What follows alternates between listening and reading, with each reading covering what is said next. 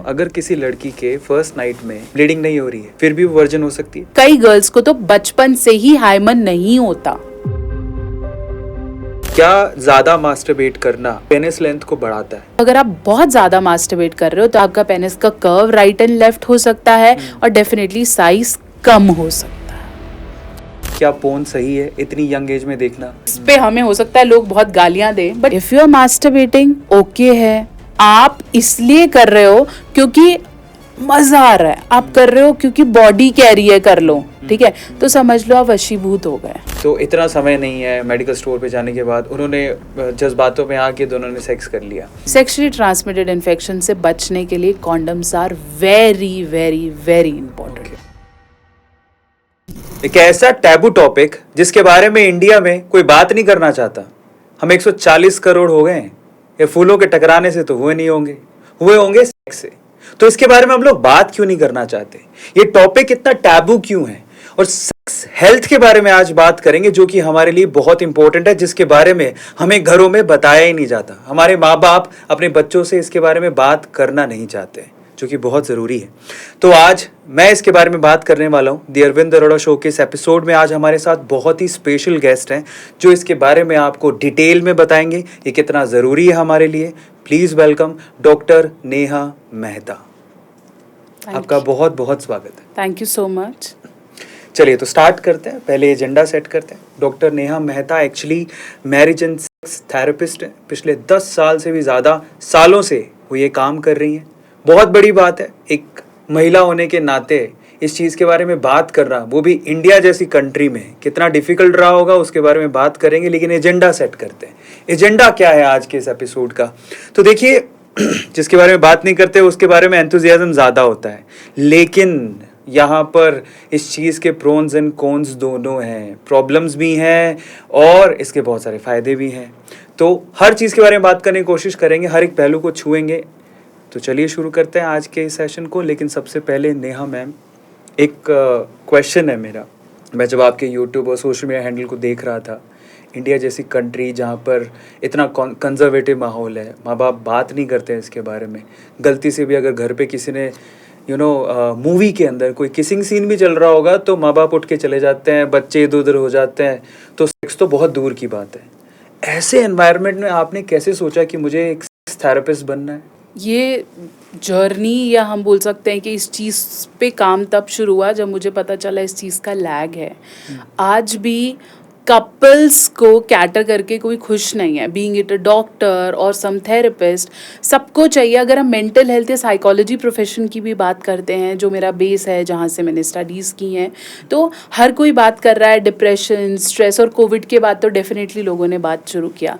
लेकिन जब दो डिफरेंट इंडिविजुअल्स जिनकी अपनी सोच है, अपनी समझ है, अपनी नीड्स हैं, अपनी वांट्स हैं, उनको बिठा के उनको आपस में बॉन्ड करना लोग करना ही नहीं चाह रहे, तो वहाँ से जो मेरी जर्नी स्टार्ट हुई कपल सेशंस की।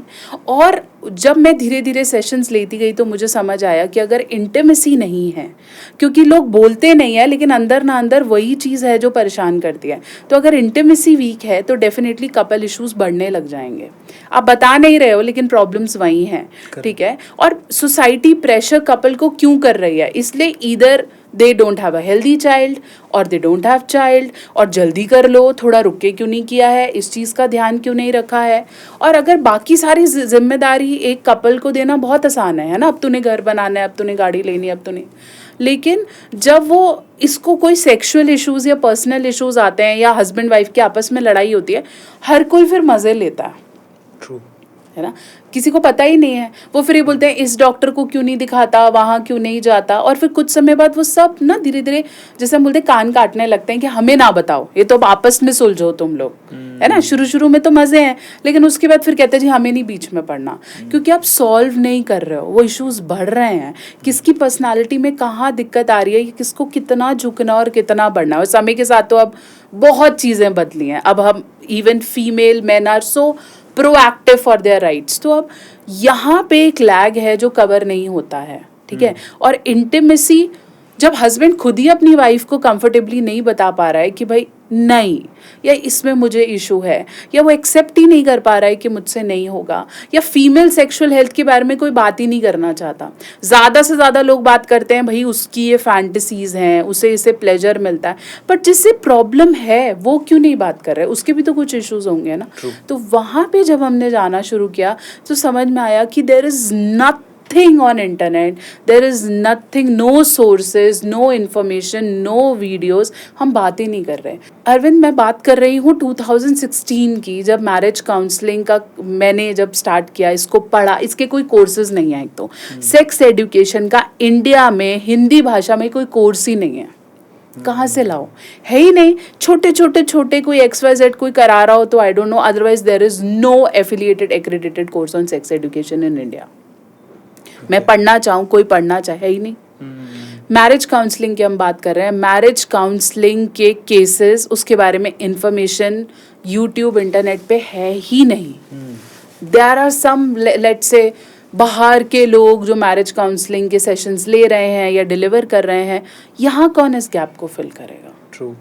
और वहीं से ये जर्नी स्टार्ट होती है। और touch wood this gap was so broaden कि जब मैंने शुरू किया तो मुझे बहुत जल्दी लोग मिलते गए, क्योंकि ये जर्नी इतनी लोगों को ये चाहिए ही था शायद। ओके। तो वो within 3.5 to 4 years on social media it went like fire.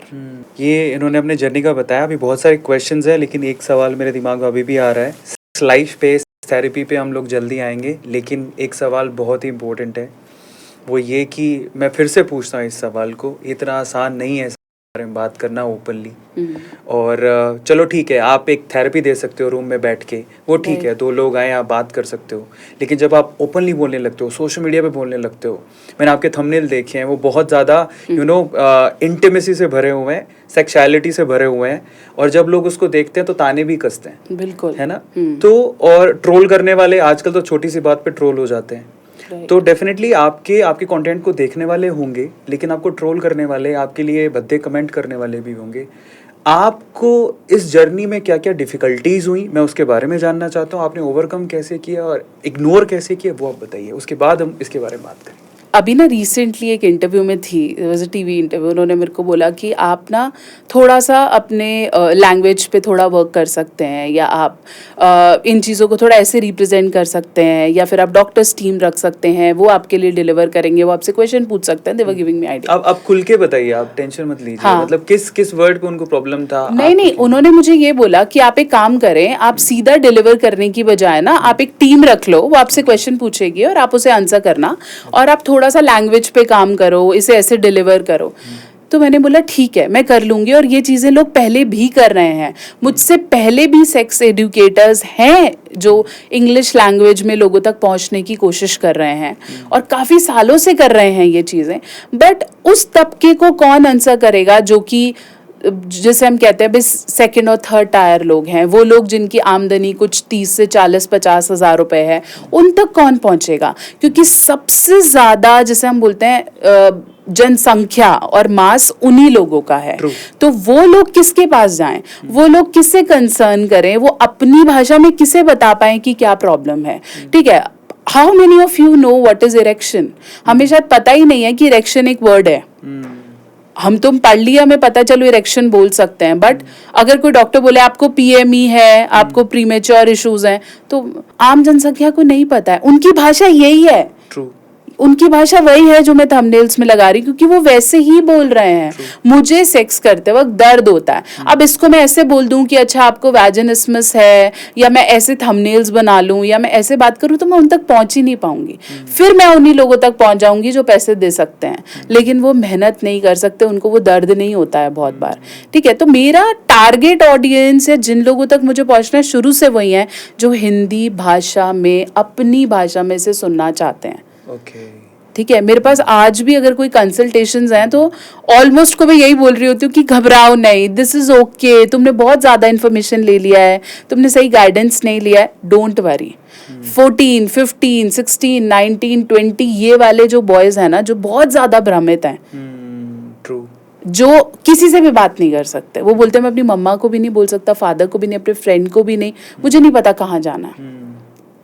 तो वहाँ पे फिर ये रोल स्टार्ट होता है एक काउंसलर का, एक साइकोलॉजिस्ट का, एक थेरेपिस्ट का, जो उन्हें गाइड करे कि नहीं यहाँ तक नहीं घबराना है, ये प्रिकॉशनरी लाइन है, यहाँ से आपको वापस आना है, यहाँ से आप खराब हो जाओगे।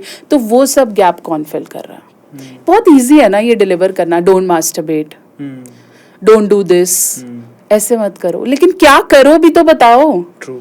और कितना करो, कब रुको, ये कोई नहीं बता रहा। हाँ ये बता रहे हैं, अच्छा ये दवाई लेनी है, ये नहीं करना है, इसको इस लेवल तक करना है, बहुत लोग बता रहे हैं ना, लेकिन अगर करना है तो कैसे करें, और क्या ये इतना बुरा है? वो अपनी भाषा में समझाने वाला कोई नहीं था।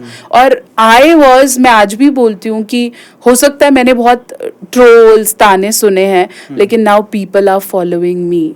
आई हैव सीन, मेरी एक वीडियो जाता है उसके बाद 15 चैनल्स उसी टॉपिक को कवर कर रहे होते हैं। मैंने बिल्कुल स्क्रैच से शुरू किया है एंड आई नो कि मैं नहीं रुक सकती। अगर मैं रुक गई तो वो जो 16 और लोग खा रहे हैं वो रुक जाएंगे। True true true. तो ठीक है ना, मैंने ही करना है। None of my videos, none of the content the people वो बोलते हैं आप व्यूज के लिए कर रहे हो, आप पैसे के लिए कर रहे हो, आई am not doing it for it. मैं आज भी लोगों को बहुत खुले में अपना डैशबोर्ड दिखा सकती हूँ, आई am not earning a Penney out of it. मेरे लिए ये सिर्फ डिलीवरी है, सिर्फ वो एजुकेशन है जो मैंने ली है और मैं देना चाह रही हूँ। और मेरा मुहिम, अगर हम बोले ना what is my aim of life, में क्यों ही कर रही हूँ, मैं सिर्फ इसलिए कर रही हूँ क्योंकि मैं एक ही फैक्टर पे काम कर रही हूँ, फियर। ये जो अननेसेसरी फियर जगता है, टेंशन है, घबराहट है, आपको बस बोल दिया जाता है कि तुझे HIV हो जाएगा, अब तूने ये क्या किया, तूने ऐसे कर लिया अब ये हो जाएगा, भाई तू तो गया। या लड़की को बोल दिया अब तो तेरा ये खराब है, अब तो तेरा पति तेरे को छोड़ेगा, उसने ऐसा क्यों किया। तो वो जो घबराहट, टेंशन है जिसके लीगल साइंटिफिक आंसर्स कोई खुल के नहीं देना चाह रहा है, आई एम डूइंग दैट। पता है ये सवाल एक्चुअली मेरे लिए था क्योंकि सेशन से पहले मैं इनको सजेशन दे रहा था कि आप हिंदी की बजाय इंग्लिश में अपने थंबनेल बनाइए, पर अब मुझे समझ में आ गया, इसका जवाब मुझे मिला है बेसिकली। क्योंकि यार Tier 1 सिटीज़ के लिए जहाँ पर एजुकेटेड लोग हैं, इंग्लिश सोफिस्टिकेटेड भाषा को समझने वाले लोग हैं, उनके बारे में थेरेपिस्ट बहुत है क्योंकि वो पैसा दे सकते हैं, उनकी पेइंग कैपेसिटी है।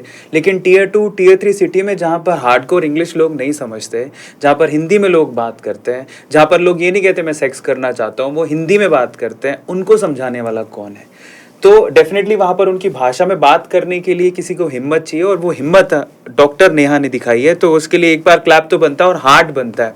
नेक्स्ट टाइम पे ट्रोल करने से पहले इनके एम को ज़रा सोचिए कि ये किस वजह से कर रही हैं। एक और बात, ये बिल्कुल सही बोल रही हैं कि इनको मोनेटाइजेशन पॉसिबल नहीं है इनके वीडियोस पे। उसके पीछे का रीज़न है क्योंकि ये टॉपिक इतना बोल्ड है कि YouTube अलाउ नहीं करता है। YouTube येलो डॉलर दे देता है, और जिसको YouTube की समझ है वो समझ पाएगा कि येलो डॉलर में कमाई नहीं होती है। तो मोनेटाइजेशन पॉसिबल नहीं है, और उसके बावजूद जो अगले चैनल्स है, जैसे मैम ने बताया कि वो तो उन्होंने मोनेटाइज किए ही नहीं, बहुत सारे वीडियोस मोनेटाइज है ही नहीं।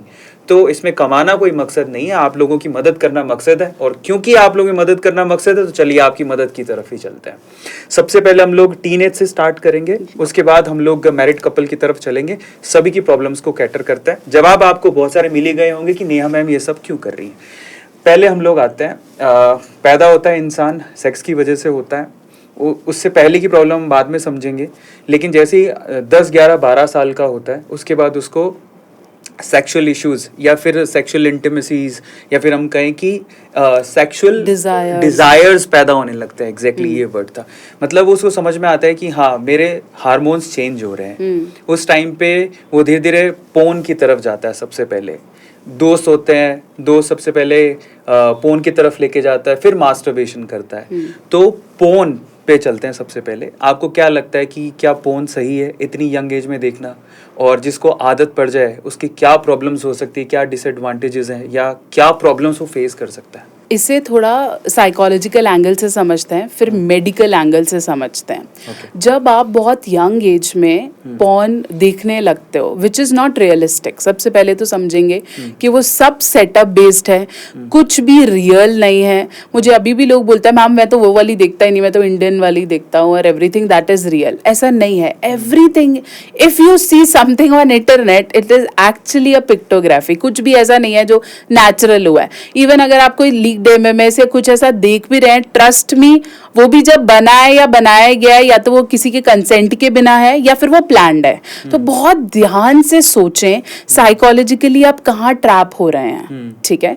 तो अब जब आप बहुत यंग एज में अपनी सारी एनर्जीज एक ऐसे सिनेमाटोग्राफी पे लगा रहे हैं जो आपके हार्मोन्स को हैक कर रहा है, कहीं ना कहीं वो आपके हार्मोन्स को किल कर रहा है, या तो ओवर एक्साइटमेंट दे रहा है, ठीक है, या आप वो वाली देखना चाह रहे हो जो छुपके मिल रही है, सीधी सीधी तो नोबडी लाइक्स इट। तो अगर आप एक पर्टिकुलर एज में इसकी तरफ जा रहे हो तो आप कुछ ऐसी चीज़ें जो हार्ड वर्क की तरफ जाती हैं या जिसके लिए आपको मेहनत करनी पड़ती है या फिर अपनी लाइफ में करियर ओरिएंटेड चीज़ें हैं, वो सब मॉरल्स हिल जाते हैं। मैं नहीं बोल रही खत्म हो जाते हैं, लेकिन हिल जाते हैं, क्योंकि आपको प्लेजर्स बहुत कम एज में बहुत अच्छे आ गए। मेरे पेरेंट ये बोलते थे कि जब तक पढ़ रहे हो ना बेटा, पढ़ाई पे ध्यान दो, क्योंकि अगर आपको कमाना लग गया ना, फिर आप पैसों के पीछे भाग जाओगे। I remember middle class family से हैं, तो 11th-12th में मैंने सोचा कि मैं साइड बाय साइड ट्यूशंस दूं, पढ़ाई में बहुत अच्छी थी, I was one of the excellent child. तो बट पापा ने बोला it's okay, I will manage your tuitions, क्योंकि एक बार बेटा आप कमाने पे लग गए, यहाँ पे फोकस जाएगा। वो तो सिर्फ कंपैरेटिव ऑफ स्टडीज है। तो सोचो आपको प्लेजर्स के ईजी वेज मिल गए, तो आप लव में रुकना, लोगों को वक्त देना, फीलिंग्स ऑफ डिफरेंट पार्टनर समझना, वहां तक आप जाने ही नहीं चाहोगे। फिर जब आप प्लेजर्स चखते हो तो बुराई, जब आपको बहुत एंगर आ रहा है या गिल्ट आ रहा है या फ्रस्ट्रेशन आ रहा है या किसी ने कुछ बोल दिया, आप पे कोई सेकंड क्वेश्चन हो गया, बॉडी के लिए आपको शेम किया गया, आपका दिमाग इंस्टेंट प्लेजर पे जाएगा, क्योंकि आप दुखी हो, है ना। मुझे पता है मुझे आइसक्रीम खाने से खुशी मिलती है, मैं दुख को सह ही नहीं पाऊंगी, फटाफट से वहां जाऊंगी और ले लूंगी। तो आप इतनी जल्दी मास्टरबेशन पॉर्न में चले जाते हो कि आपके इमोशंस अटैच हो गए, और जब आपके इमोशंस अटैच हो गए, आप डेफिनेटली एक एडिक्टिव सर्कल में आ गए। आप बार बार परेशान हो रहे हो, आप खुश हो रहे हो, आप वहां जा रहे हो। Same with alcohol, smoking and other drugs. आप बहुत खुश हो, आपको पता है ये मेरा प्लेजर है, आप बहुत दुखी हो, आपको पता है ये मेरा प्लेजर है। Similarly with your porn, masturbations, and फिर वो एडिक्शन स्टार्ट हो जाता है, क्योंकि तब आप उसके इंचार्ज नहीं हो। ट्रू।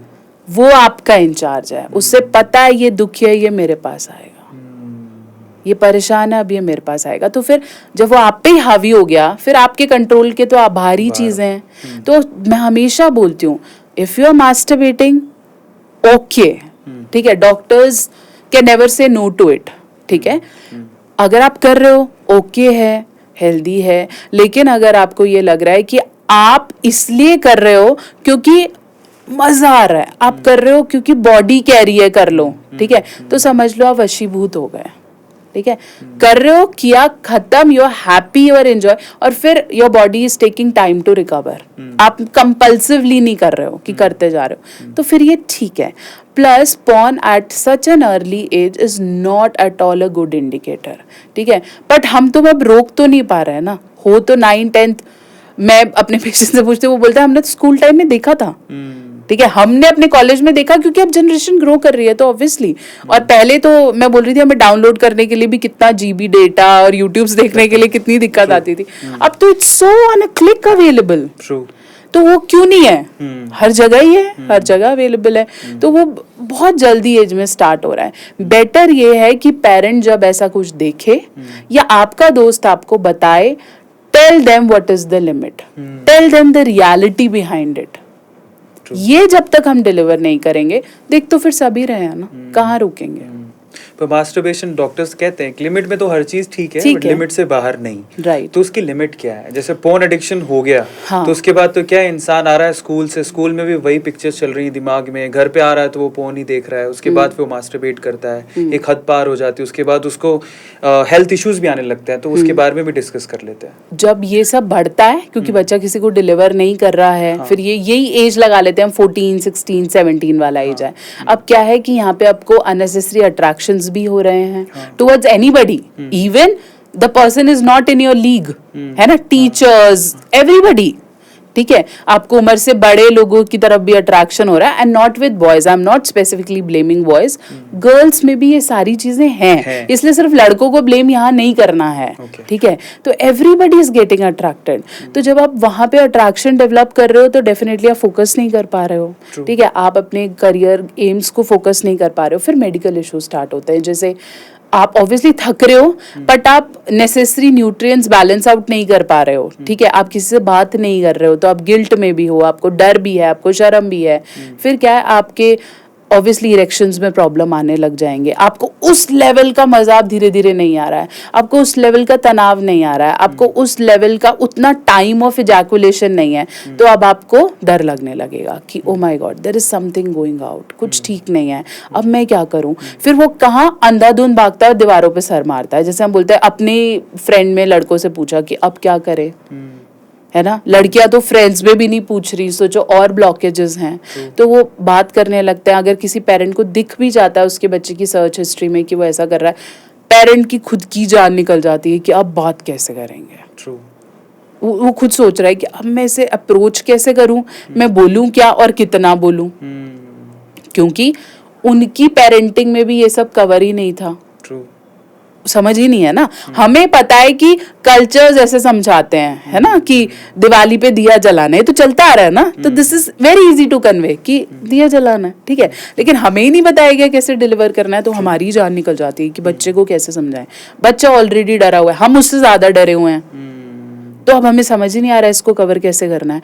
बहुत से पेरेंट्स आज तक सपोर्ट नहीं करते हैं अपने बच्चों को जब वो ऐसे इश्यूज बोलते हैं, उन्हें ब्लॉक करते हैं कि ऐसा कुछ नहीं होता है, तू करना छोड़ दे, तू कल। उसको समझ नहीं रही कि वो क्यों कर रहा है, वो कहाँ परेशान हो रहा है, ठीक है।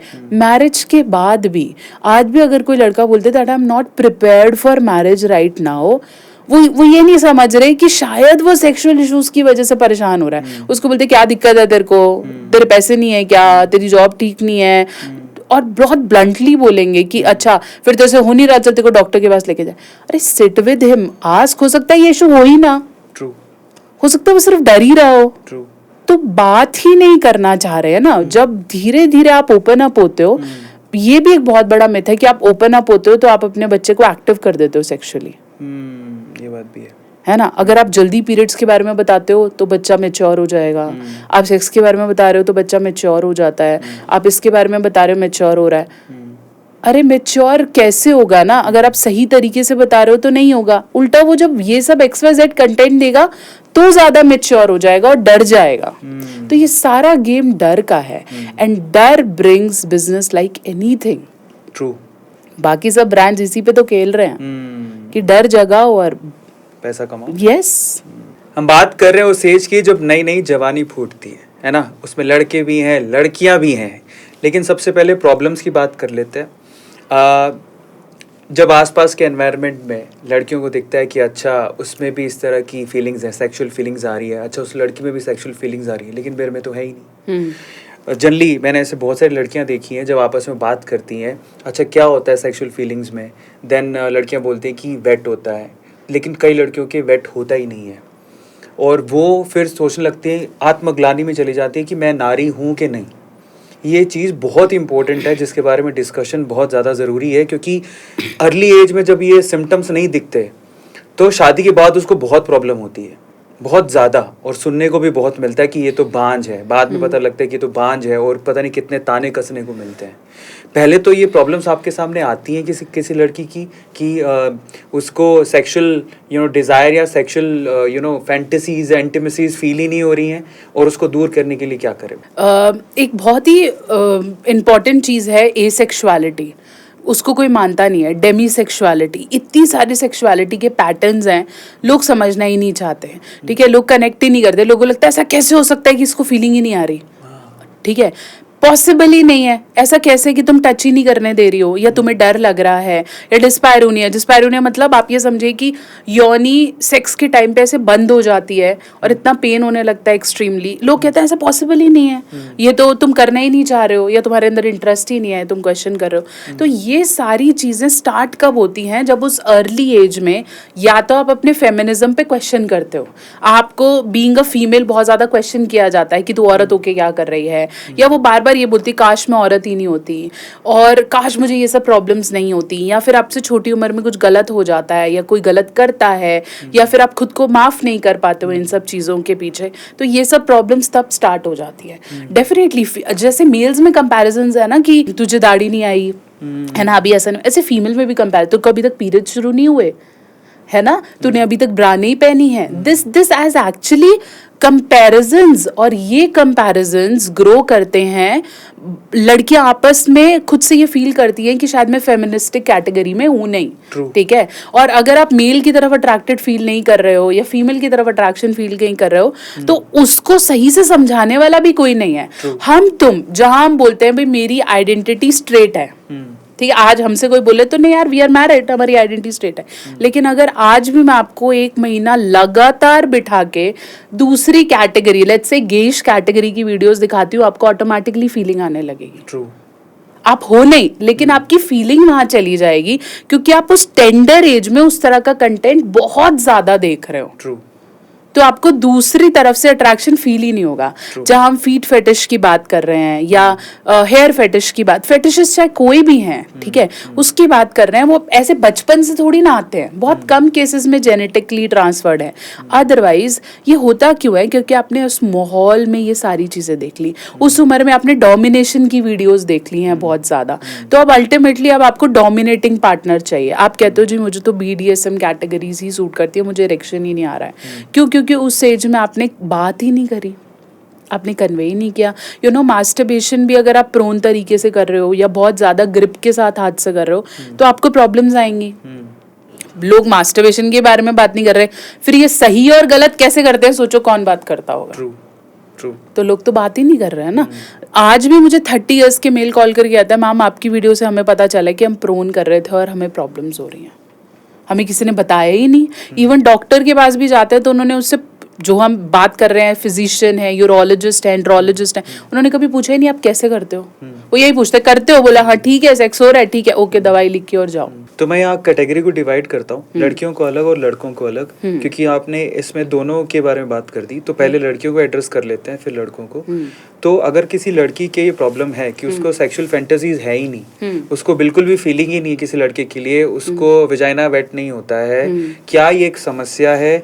किस उम्र में हो जाना चाहिए, और अगर नहीं हो रहा है तो उसे क्या करना चाहिए, किससे बात करनी चाहिए, किस डॉक्टर के पास जाना चाहिए? ये 2 तरीके से डायग्नोसिस में आएगा। पहले ये साइकोलॉजिकल है कि आप सेक्स से डर रहे हो, आप उसे एक्सेप्ट नहीं करना चाहते हो, आप अपनी फेमिनिटी को क्वेश्चन कर रहे हो, तो डेफिनेटली आपको वो वेटनेस नहीं आएगी। या फिर वो पहला पॉर्न वाला या पहली वीडियोस का डिस्कशन ही इतना नेगेटिव हुआ है कि it's so painful, this is यक, या आपने कोई क्लिप देखा and you felt so bad, है ना, तो वहां से जब नेगेटिविटी रेज होती है तो साइकोलॉजिकली ब्लॉकेज बन जाता है, फिर वेटनेस आना इज मोर टुवर्ड्स फियर, ठीक है। लेकिन अगर आपको लग रहा है कि मुझे बिल्कुल भी कुछ नहीं हो रहा है सब देखने के बाद भी, इट कैन बी एसेक्सुअलिटी, ठीक है, कि आपको सेक्सुअल अट्रैक्शन नहीं है बट इमोशनल अट्रैक्शंस किसी लेवल पे हैं। ऐसे में बहुत ज़रूरी है एक सेक्स थेरेपिस्ट के पास जाना, बहुत इंपॉर्टेंट है। अभी मैंने रिसेंटली जो सुष्मिता सेन ने गौरी जी की पूरी डॉक्यूमेंट्री करी थी, है ना, तो उसके अंदर मुझे बहुत अच्छा लगा that the doctor they went, father अपनी बेटी को लेके जा रहे हैं और वो बोल रहे हैं कि भाई ये लड़के जैसा बिल्कुल ट्रीट नहीं कर रहा है, he wants to be like a woman. तो डॉक्टर इतना अच्छे से बोल रहा है कि इसने मेरे कंसेप्ट बदल दिए, इतना अच्छे से वो पूरा बात कर रहा था, and I felt so connected कि ऐसे डॉक्टर्स क्यों नहीं है हमारे पास, जो आधा घंटा बैठ के बात कर रहे हैं और उसको बोल रहे हैं आपकी बेटी को दवाई की जरूरत नहीं है, ये बेटी ही है, तो आपको इसे समझना पड़ेगा। और वो उसको बोल रहे हैं देखो मैं दवाई दे दूंगा बट शी इज डिफरेंट, लेकिन वो उसको लड़का बनाने में लगे रहते हैं। तो we need such doctors who open up, we need such movies, जैसे हम बात कर रहे थे कि हमें ओ माय गॉड 2 जैसी मूवीज चाहिए, जहाँ स्कूल भी अवेयर हो कि हमें बच्चों को सेक्स एजुकेशन देना है। जब मूवी में दिखा रहे हैं कि बच्चा वॉशरूम में they are comparing the size, they are comparing की तरह इरेक्शन हो रहा है या नहीं, या तू कितनी देर कर रहा है, तो आपको क्या लगता है हमारे स्कूल्स में नहीं हो रहा है क्या? हो रहा है, हर जगह हो रहा है। हम चाहे कितना मुंह बंद कर लें, हर जगह ये बातें हो रही हैं, बीट प्राइवेट, गवर्नमेंट, सेमी, बड़े से बड़े नाम ले लो, हर जगह इट इज हैपनिंग। हम बस खुल नहीं रहे, हमें लगता है कौन बात करेगा। स्कूल में टीचर सोचती है पेरेंट कर लेगा, पेरेंट सोचता है टीचर कर लेगा, फिर हम सारा मीडिया के से जिम में डाल देते हैं सब कुछ, फिर मीडिया पे कुछ भी देखते हैं और फिर बोलते हैं यार मीडिया खराब हो गया है।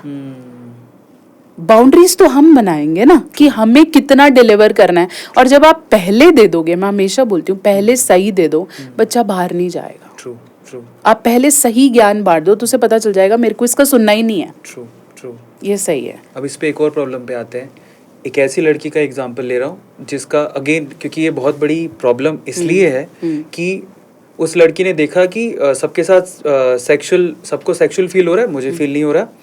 उसने उसको इग्नोर कर दिया क्योंकि वो मैनली फील करे, उसको वो डोमिनेटिंग भी है, उसने उसको इग्नोर कर दिया। 18 साल की हुई, मम्मी से भी बात करी कि मेरे को सेक्सुअली कुछ फील नहीं होता है, मम्मी ने भी इग्नोर कर दिया। उसके बाद अचानक से जब 24 की हुई तब तक भी उसको फील नहीं हो रहा। 24 के होते उसकी शादी हो गई। अचानक से जब शादी हुई और तब उसका जब एनकाउंटर हुआ, पहला सेक्सुअल एनकाउंटर हुआ, तब उसको होती है बहुत बड़ी प्रॉब्लम, क्योंकि उसको कभी सेक्सुअल प्लेजर फील ही नहीं हुआ। अब अचानक से उसको अगर उस नाइट पे सेक्सुअली एनकाउंटर करना पड़ेगा अपने हस्बैंड के साथ में, उसके बाद जो उसके साथ होगा, उससे बचने के लिए उसको क्या करना चाहिए? उसको पहले ही जब उसकी मदर को वो अप्रोच कर रही थी या उन्हें पता था that she is getting married, उसको ये नहीं सोचना चाहिए था कि ये ऑटोमेटिकली हो जाएगा। पहले तो सेल्फ अवेयरनेस यहाँ इंपॉर्टेंट है। We are not blaming anybody, but self awareness important है। जैसे हम प्री मैरिटली हम पार्लर बुक करते हैं ना टू गेट रेडी, हम सब करते हैं क्योंकि सबको पता है एथिकली इसे करना है। बट अब प्री मैरिटली डॉक्टर्स के पास जा ही नहीं रहे हैं जस्ट टू सी कि हमारी बॉडी इतना एक्टिव है या नहीं है। तो डेफिनेटली वहां जाना चाहिए था, ये इशू था। उसके बाद ये बात कन्वे करनी चाहिए थी कि मुझे टाइम लगता है। जब आपके पास कोर्टशिप पीरियड है तो अपने पार्टनर को कन्वे करो कि ये प्रॉब्लम्स कहीं ना कहीं मेरे को दिख रही है। थर्ड, ये अगर फीलिंग की प्रॉब्लम नहीं है, इधर इट इज एन एसेक्सुअलिटी और फ्लूइडिटी, या फिर ये प्रॉब्लम हो सकती है ऑर्गेज्म ना आना या ऑर्गेज्म को फील ना करना, ठीक है, इसको एनऑर्गेज्मिया कहते हैं। और ये पुरुषों को भी होता है। ये नहीं मानना है कि भाई पुरुष तो मजा ही करेगा, नहीं, man can also feel no orgasm at all. ठीक तो है, इसका कोई इलाज है? डेफिनेटली ये साइकोलॉजिकल इशू है, इसमें मेडिकल दवाइयां काम करती ही नहीं है। ओके, ये पॉइंट वाली बात है कि साइकोलॉजिकल इशू हाँ, है। साइकोलॉजिकल इतने मेडिकल इश्यूज हैं कि आपको नहीं समझ में आएगा कि मैं इसके लिए दवाई लूं या क्या। फिर वो अंधाधुंध जैसे मल्टीविटामिन खाते रहते हैं या डॉक्टर्स के पास जाते रहते हैं। जिन प्रॉब्लम्स का सिरा ही आपके दिमाग से जुड़ा हुआ है वो फिर इससे ठीक होगी ही नहीं। अब हम बात कर रहे हैं खड़ा नहीं हो रहा है, बहुत सिंपल सा, लोग इसी भाषा में बोलते हैं, ठीक है, नहीं हो रहा है। अब इसके लिए आप 6 साल से डॉक्टर के पास जा रहे हो, ठीक है, फला दिखाया, वहां दिखाया, यूट्यूब का डॉक्टर दिखाया, ये कर लिया, मैं तो इम्प्लांट कराने को तैयार हूं, ठीक है। जब आपको लग रहा है 6 साल से ट्रीट नहीं हो रहा है, आपको एक बार भी नजर नहीं आता कि मैं एक बार साइकोलॉजिस्ट से मिलूं, हो सकता है मेरा दिमाग कहीं वीक हो रहा हो। ट्रू। मैं इतने पॉडकास्ट सुनती हूँ जहाँ मेडिकल डॉक्टर्स एक लिमिट के बाद आके रुक जाते हैं कि ये साइकोलॉजिकल है। फिर जब ये साइकोलॉजिकल इशू डॉक्टर समझते हैं तो फिर डिलीवर करें। ट्रू। कि ये यहाँ हो रहा है, प्रेगनेंसी नहीं हो रही, सारे टेस्ट करा लिए, सब करा लिया, सब हो गया, नहीं हो रही, तो भाई स्ट्रेस है ना। फिर आप रेडी नहीं हो ना उसको कंसीव करने के लिए। और आप किसी भी जान को तभी कंसीव कर पाओगे जब आप दोनों स्ट्रेस फ्री और एक्सेप्टिंग मोड में होगे। ट्रू। अगर आप हील्ड नहीं हो, आप ट्रोमेटिक हो, आपके चक्रास ब्लॉक्ड हैं, चाहे हम कितना भी बोले जी हम डॉक्टर भगवान को नहीं मानते, बट ये तो बॉडी सिस्टम्स मानने पड़ेंगे ना। ट्रू। तो अगर आप इतना ज्यादा स्ट्रेसफुल आप रोज कर रहे हो, आई have scene couple doing daily out of pressure कि हमें कंसीव करना है, रोज करने की जरूरत ही नहीं है। आप अपने ओव्यूलेशन डेज को समझो, उन दिनों करो, और उन दिनों भी प्रेशर के साथ मत करो कि 5 दिन है अब तो रोज ही करना है। इतने तो मिथ्स हैं। तो वो अब आप इतना प्रेशर करके बिना फीलिंग के कर रहे हो, आपको कैसे कंसीव हो जाएगा?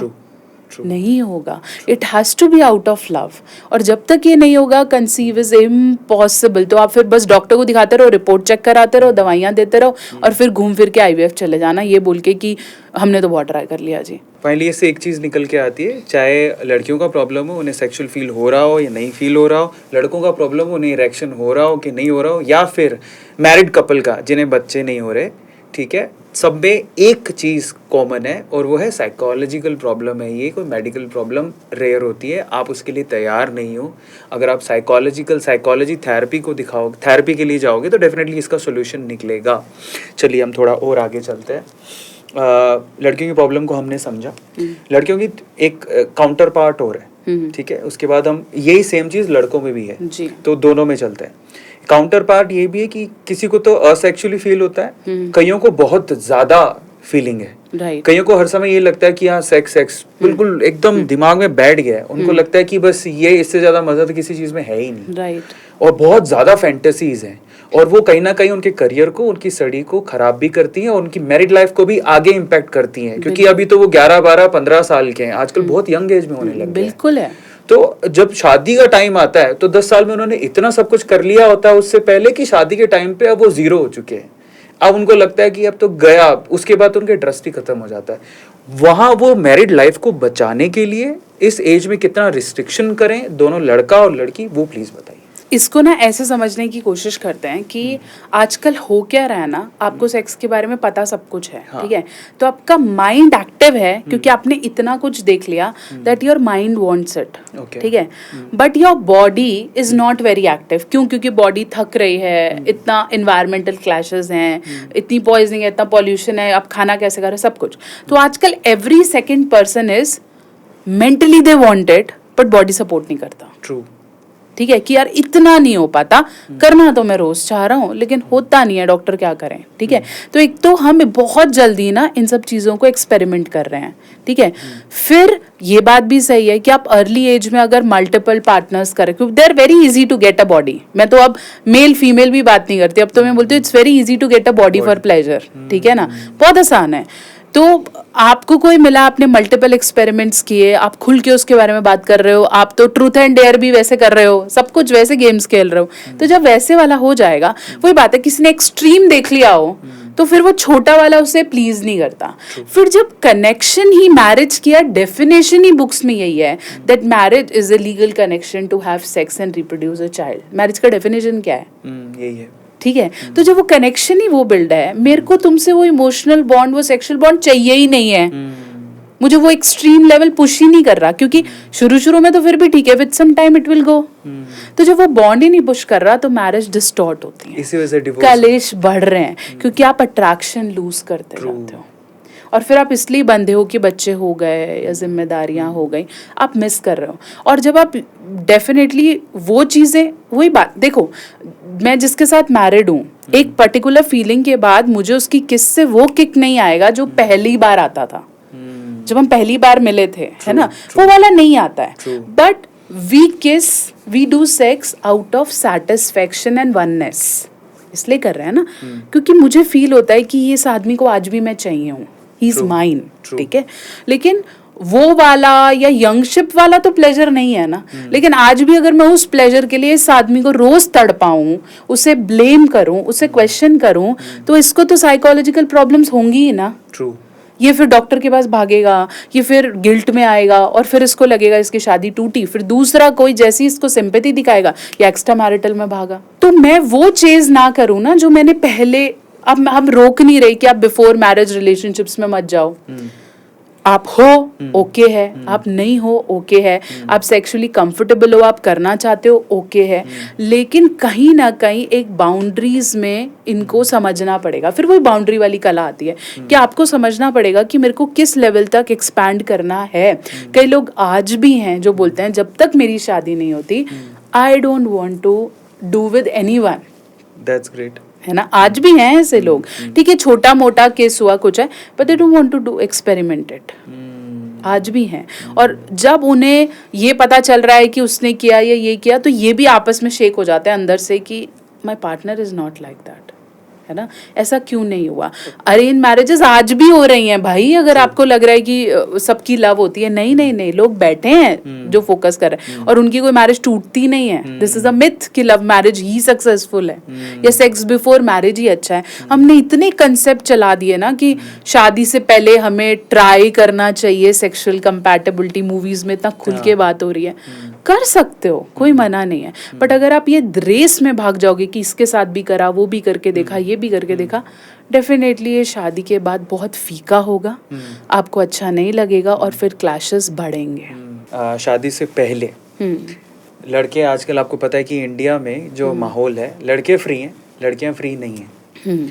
तो जब लड़के फ्री हैं तो वो तो अपनी वर्जिनिटी खो देते हैं शादी से पहले, मतलब जनरली अमूमन ऐसा होता है, ज़रूरी नहीं है, बहुत सारे अच्छे लड़के भी हैं जो कहते हैं कि ठीक है मुझे वर्जिन ही रहना है।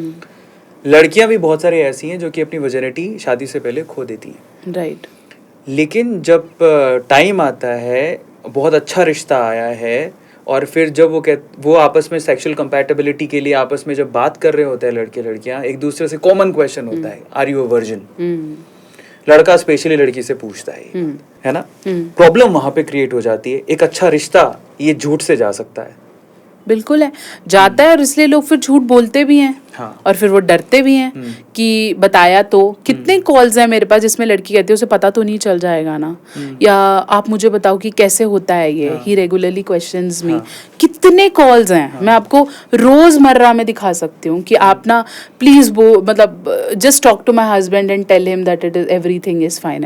पहले तो वर्जिनिटी का कंसेप्ट हटाओ, क्योंकि ये जितना हम डिलीवर करते जाएंगे ना उतना आगे डर और क्वेश्चंस। फिर वही बात है, जो चीज डर है ना लोग उसे थ्रिल लेते हैं। ट्रू। वो करना चाहते हैं कि अच्छा ऐसे टूटती है तो करके देखते हैं, क्योंकि वो तो अनएक्सप्लोर्ड है ना, तो आउट ऑफ थ्रिल कर रहे हैं लोग। तो बेटर पहले तो ये कंसेप्ट ही हटाओ। अगर आपको कुछ डिलीवर करना है तो ये डिलीवर करो that get involve with the person अपनी समझ से, जिसको आप ट्रस्ट करते हो, जिसको आपको लगता है कि मैं लॉन्गर टर्म चल रहा हूँ। ठीक है, और अगर लॉन्गर टर्म आप चल के कर लेते हो लेकिन फिर भी वो साथ नहीं रहता, तो फिर वर्जिनिटी का मामला देकर उसके कस्मे वादे उसको ब्लैकमेल मत करो। आपने खुद भी तो इन्वेस्ट किया था ना उस रिलेशनशिप में। अब उसको ये मत बोलना कि तूने तो ये कराया मेरे साथ, तूने तो ये किया। आप भी तो रेडी थे ना, आपने भी तो दिमाग लगाया था ना उस एज में। अब हो गया, कोई बात नहीं, अब आगे चलो। बट इससे आपको समझ आएगी, इससे आप अपनी गलतियों के लिए रिस्पॉन्सिबल होगे। इसके लिए आप अपने नए पार्टनर को बोल पाओगे कि मैंने तो बहुत इन्वेस्ट किया but this person was not loyal to me, rather than saying कि he used me, he did that, क्योंकि आप एक्सपेरिमेंट कर रहे थे। ठीक है, तो अगर हम समझ के साथ करेंगे तो वर्जिनिटी के कंसेप्ट्स को ब्लॉक करें। Plus virginity can not be checked, ये निकालो कि ये चेक नहीं हो सकती है कि डॉक्टर ऐसे इंस्ट्रूमेंट लेके बोलेगा हाँ she is pass, she is fail, left right swap नहीं कर सकते हम। ठीक है, कि पास है या फेल है, बिल्कुल भी नहीं। तो virginity can not be check. Male भी वर्जन्स हो सकते हैं, फीमेल भी वर्जन होती है। फर्स्ट नाइट ब्लीडिंग दोनों को हो सकती है, और ऐसा कोई जरूरी नहीं है कि पहली बात हो सकता है दूसरी रात आ जाए, क्योंकि आप जितना एग्रेसिवली करोगे उतना मेल और फीमेल दोनों में ब्लीडिंग होती है। ठीक है, तो इसलिए ये मत सोचो कि लड़की को नहीं हुई है तो रिजेक्टेड है, निकालो। ठीक है, शादी आज और फ्यूचर है, शादी पास्ट में क्वेश्चन करने के लिए नहीं करी जाती। ठीक है, हाँ आपका पार्टनर बताए, जब वो समझदार होगा तो बताएगा, अगर वो डरेगा तो आपसे छुपाता ही रहेगा। बिल्कुल सच। तो वर्जिनिटी पे इससे ज्यादा ये क्वेश्चन करो कि do you had a partner, what was your experience, what you learned and why you felt to be sexual with him. आपको क्यों लगा कि मुझे उसके साथ फिजिकल हो जाना चाहिए, रादर देन सेइंग तू फिजिकल थी, तू गलत है, तू ऐसी है। पूछो ना ऐसा क्या था कि आपको कुछ समझ ही नहीं आया एंड यू वेंट फिजिकल। मैं एक बार और इसको करेक्ट करना चाहता हूँ। अगर किसी लड़की के फर्स्ट नाइट में, जब वो शादी हो गई, फर्स्ट नाइट है उसकी, ब्लीडिंग नहीं हो रही है, फिर भी वो वर्जन हो सकती है। बिल्कुल हो सकती है, ये आप नोट करिएगा, क्योंकि बहुत सारे लोग इसी वजह से शादी तोड़ देते हैं। पहली नाइट के बाद मैंने खुद ने देखा है, पहली नाइट के बाद ये नहीं हुआ, उसने शादी तोड़ दी। ऐसे तो लड़कियों को भी ना बोल देना चाहिए कि तुझे भी ब्लीडिंग नहीं हुई, मैं नहीं कर रही। पर लड़कियों को इतना डरा रखा है ना कि तेरे को ही होनी चाहिए, क्योंकि कंसेप्ट्स नहीं है ना, तो भाई तेरे को देखेंगे, उसको नहीं देखेंगे। जब अगर लड़कियां मास्टरबेट करती हैं, almost 30 to 40% girls masturbate. So if they are masturbating, if they are active physically, they run, they do horse riding, घर पे छोटा सा पोचा लगाना, ये सब अगर आपके स्क्वाट्स हैं, आप कर रहे हो, आप जिम्स कर रहे हो, तो हो सकता है कि आपको ब्लीडिंग ना हो। और कई गर्ल्स को तो बचपन से ही हाइमन नहीं होता। बढ़िया, तो ये नोट करो भाई। इसी चक्कर में, इस मिथ के चक्कर में, मिथ्स की बात हो रही है, एक और क्वेश्चन लेंगे, उसमें मिथ पे ही चलेंगे। एक और आखिरी सवाल यंग एज के लिए, उसके बाद हम अगले सेगमेंट पे चलेंगे। कॉन्डम की बात करते हैं, क्योंकि लड़कों को तो फ्री कर रखा है, वैसे लड़कियों के लिए भी कॉन्डम्स आते हैं, बिल्कुल, बट लड़कों को तो फ्री करके रखा हुआ है। लेकिन इस एज में एक बहुत बड़ी रिस्क है, AIDS, acquired immunodeficiency syndrome. अगर हो गया तो लाइफ ही चली जाएगी। उसके मिथ को तोड़ते हैं। और क्या मल्टीपल पार्टनर से उसको एड्स हो सकता है, या फिर एक पार्टनर से भी, एक लड़की के साथ करने से भी हो सकता है? कॉन्डम कितना इंपॉर्टेंट है इस केस में, क्या कॉन्डम पहनने के बावजूद भी हो सकता है? इस मिथ के बारे में देखो, हम सिर्फ एड्स को यहाँ सेंटर नहीं करते, हम बात करते हैं STIs की, सेक्सुअली ट्रांसमिटेड इन्फेक्शंस। जितना एड्स आप की जानलेवा है उतना ही दूसरे STI इन्फेक्शंस हैं, चाहे वो साइफिलिस है, चाहे गोनोरिया है, चाहे नीचे चकत्ते हो जाना हो सकता है, आपको ऐसे रैशेस और इरिटेशन हो जाती है और वो सारी जिंदगी रहती है और फिर वो आपके दूसरे पार्टनर को भी ट्रांसफर होती है। सोचो नीचे ऐसे फोड़े पिंपल्स हो जाएं, हाउ पेनफुल इट इज, है ना, हमें जरा सा भी कुछ हो जाए तो ये सब चीजें हैं। Plus if you are doing orals आपको माउथ में भी हो जाता है, ठीक है। तो STI बॉर्डर टर्म में अगर हम बात करें, सेक्सुअली ट्रांसमिटेड इन्फेक्शन से बचने के लिए condoms are very very very important, ठीक है। अगर आप मल्टीपल या एक की बात कर रहे थे, एक से हो या मल्टीपल से हो, अगर किसी को ऐसे प्रॉब्लम्स हैं तो आपको हो सकता है, ठीक है। तो अगर आप कॉन्डम का इस्तेमाल नहीं कर रहे हो, you are missing out a whole of thing. इसलिए अगर आप किसी ऐसे के साथ हो जिसका मेडिकल बैकग्राउंड आपको नहीं पता है, ठीक है, वैसे तो हम शादी भी किसी ऐसे से करते हैं जिसका मेडिकल बैकग्राउंड नहीं पता होता हमें, हमने उसके माँ बाप देखे, घर परिवार देखा, बट एटलीस्ट कोई आंसरेबल तो है। किसी को जाके पकड़ के डंडा तो मार दोगे, केस तो कर दोगे, यहाँ पे तो आपको पता ही नहीं है। तो जब आप किसी ऐसे के साथ हो जिसका मेडिकल बैकग्राउंड, जिसका और सब चीजें आपको नहीं पता है, don't take a risk at all. Kiss करना, बॉडी सक करना, ये भी क्वेश्चंस आते हैं, या फिर हमने तो बस फीट्स छुए थे, या हमने तो सिर्फ ऊपर ऊपर से रब किया था। अगर आपकी बॉडी में से फ्लूइड निकला है, बी इट अ प्रीकम और वजाइनल डिस्चार्ज और ओरल स्लाइवा या फिर ब्लड, क्योंकि हमें कट्स भी होते हैं कभी कभी, तो अगर ऐसा कुछ भी है भाई 1% भी रिस्क नहीं लेना। फिर हम HIV की बात करें ना, अगर हम एड्स की बात करें तो एड्स ऐसा नहीं है कल पकड़ लोगे तुम, नहीं पकड़ पाओ। सॉल टेस्ट कराते रह जाओ, 3 महीने में कराना है, फिर 6 महीने में कराना है, फिर साल कराना है, फिर अगले 3 महीने में, तो आदमी तो इसी में उलझा रहता है। ट्रू। कोई दवाई नहीं है स्पेसिफिकली। प्रोफाइलैक्सिस ट्रीटमेंट की किट्स आती हैं, लेकिन वो भी इतनी आसानी से नहीं मिलती हैं, लोग बात ही नहीं करना चाहते। फिर तेरा एक सेक्स ना सारी जिंदगी तेरे को सेक्स से डरा देगा। ट्रू। तो करना ही नहीं है, ठीक है। और कॉन्डम्स पहनो, और कॉन्डम्स हर जगह के लिए बदलो, ये भी मैं बहुत बार बोलती हूँ। If you like anal, we are not pushing you not to do it. If you like oral, कर लो, आपको वजाइनल पसंद है आप कर लो। कॉन्डम्स चेंज करो, एक ही कॉन्डम हर जगह मत डालो। बहुत इंपॉर्टेंट पॉइंट है, ये मुझे भी नहीं पता था। हाँ, जैसे आप फ्लेवर्ड कॉन्डम्स यूज कर रहे हो, है ना, एक तो लोगों को पता नहीं है कि फ्लेवर्ड कॉन्डम पेनिट्रेटिव सेक्स के लिए नहीं होते। ओके, ठीक है, वो जाते हैं, वो बोलते हैं कौन सा लेगा, स्ट्रॉबेरी चॉकलेट, उसे ये नहीं पता कि अगर तू सेक्स करेगा तो ये कॉन्डम काम नहीं करेगा, this is for oral only. अच्छा, यस। सो पेनिट्रेशन कॉन्डम्स कोई और होते हैं, they are pure latex polyurethane condoms जो कि वैसे आते हैं। तो अगर शॉप पे अगर किसी को कॉन्डम लेने जाना है स्पेशली STD से बचने के लिए, तो क्या मांगना चाहिए? नहीं, देखो वैसे फ्लेवर्ड कॉन्डम्स हेल्प्स, बट वो वजाइनल इंटरकोर्स के लिए नहीं है, क्योंकि उनका ल्यूब्रिकेशन वैसा नहीं है। ओके, ठीक है, they are more into flavours, उसमें चीनी जैसा चीज है, ठीक है, तो वो फीमेल को इरिटेशन कॉज करती है नीचे। तो flavoured condoms are not at all for sex, ठीक है, यूज अ नॉर्मल कॉन्डम, ठीक है। उसमें भी फिर डीले कैटेगरी के हैं और वो है, लेकिन फिर वो ओरल के लिए नहीं है। ओके, ठीक है। अगर आप normal government supplied latex condom लेते हो, जो गवर्नमेंट देती है, हर STI सेंटर्स में, हर PHC में, पब्लिक हेल्थ सेंटर में मिलता है, गांव में हर जगह मिल रहा है, वो प्रॉपर लेटेक्स का है और वो इतना बैड स्मेल करता है कि आप उसको मुंह में नहीं डाल सकते हो। ट्रू। वो बहुत ही अलग, वो तो आप पकड़, it's only for sex. Got it. तो अगर हम कोई ये भी बोल रहे हैं कि ये ओरल है, ये रिब्ड है, ये है, तो भाई ये अलग अलग है। अगर आप एनल कर रहे हो तो वजाइनल के लिए आप कॉन्डम बदलोगे, गॉट इट, सेम नहीं यूज करोगे, नहीं तो फीमेल पार्टनर को तो प्रॉब्लम्स हैं ही, आपको भी हैं। इसलिए ये कंसेप्ट भी बदलना है कि हमने तो ऊपर से ही किया था, बस मैंने, ऐसे भी लड़के बोलते हैं बस मैंने एक बार डाला, उसके बाद फिर मैंने कॉन्डम पहन लिया, तो तेरे एक बार डालने से भी प्रॉब्लम है। Got it.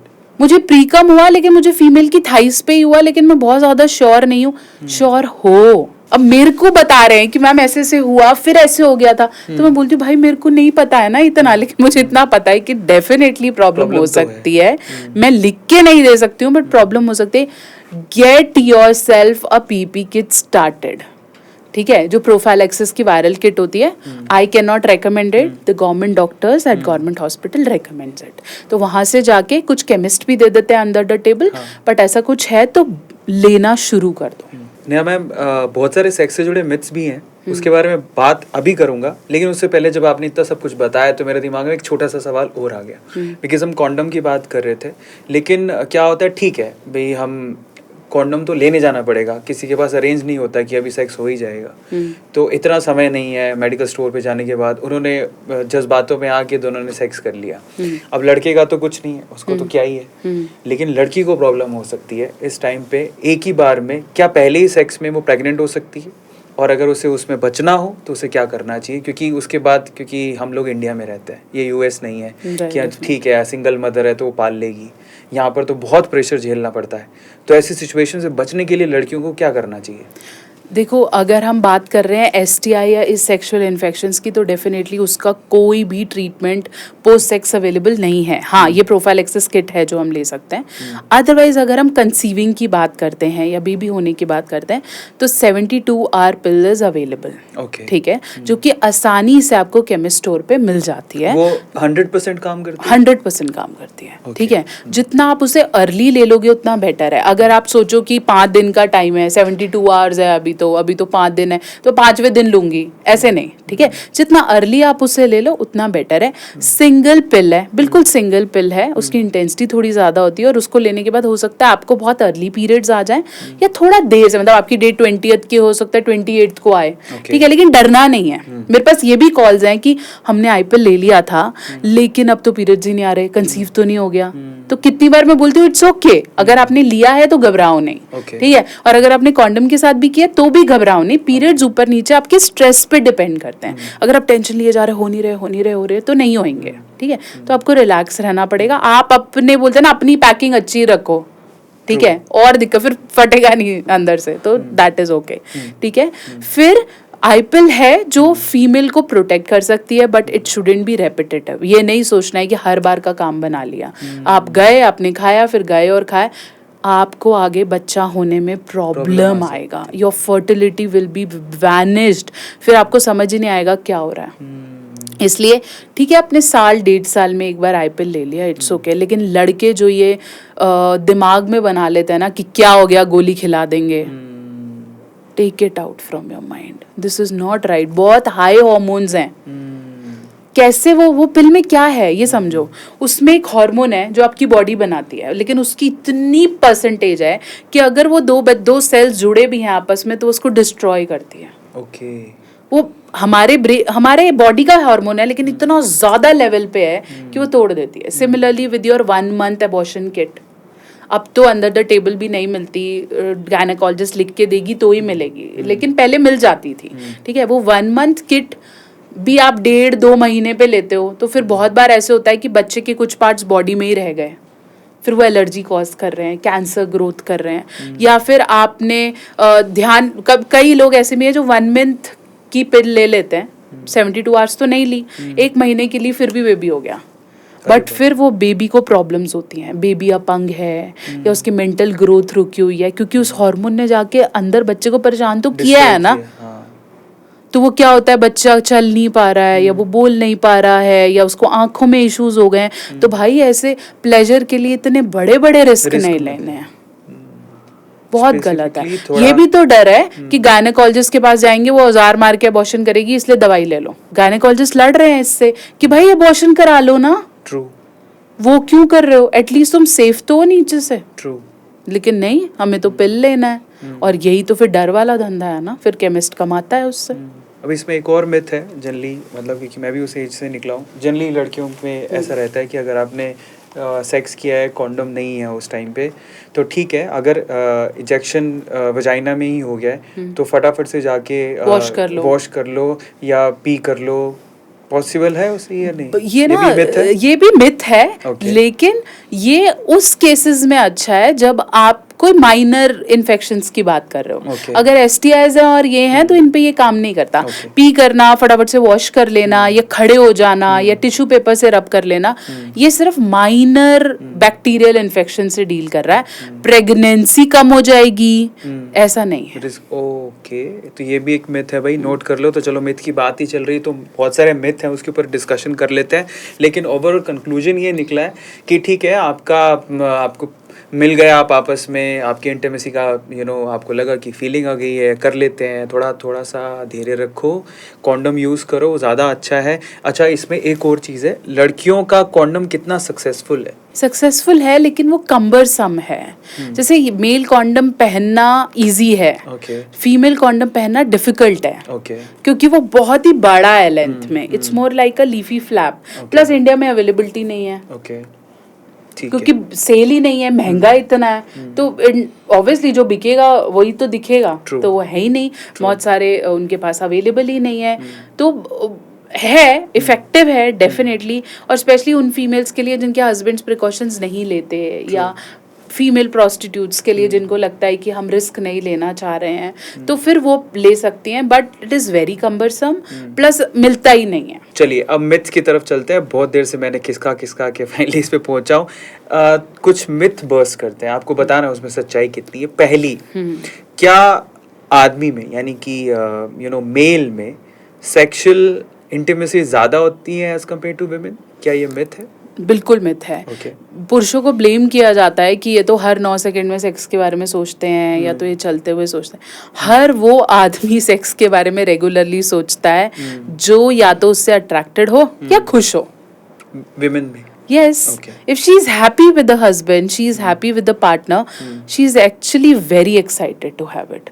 लेकिन अगर आप उसे पेन दे रहे हो या आप उसे धरका रहे हो, जैसे बोलते हैं ना भीख मांगनी पड़ती है सेक्स के लिए, भी बहुत कॉमन इशू है कि आपको ऐसा लगता है आपके पार्टनर को मनाना पड़ रहा है, तो फिर डेफिनेटली आपकी फीलिंग्स बंद है और फिर वही सोच रहा है जिसको मिलती है। Next question is, physical attraction जरूरी है सेक्सुअल कंपैटिबिलिटी के लिए? शुरुआत के लिए तो जरूरी है डेफिनेटली, क्योंकि फिजिकल अट्रैक्शन होगा ही नहीं तो आप, क्योंकि it's all about body first, mind तो बाद में मिलता है, शारीरिक मेल है सबसे पहले तो अगर फिजिकल अट्रैक्शन है तो डेफिनेटली सेक्सुअली आप बहुत जल्दी बेड पे आ जाओगे, ठीक है। लेकिन जब धीरे धीरे आपको विचारों का पता चलता है, आप कनेक्ट करते हो, फिर वो धीरे धीरे खत्म होने लगता है। लेकिन physical attraction plays a major role to be on bed. क्या एक बच्चा, मतलब शादी के बाद बच्चा हो जाता है या फिर जब भी बच्चा हो, क्या एक बच्चा आपके रिलेशनशिप को, सेक्सुअल रिलेशनशिप को और स्ट्रेंथन करता है या वीकन करता है? देखो, अगर आप बच्चा इसलिए कर रहे हो कि उसके बाद आपकी शादी टूटेगी नहीं और कला कलेश कम हो जाएंगे, तो ये मिथ है, क्योंकि बच्चा होते ही जिम्मेदारियां डबल होती हैं और आपकी इंटीमेसी या बॉन्डिंग्स में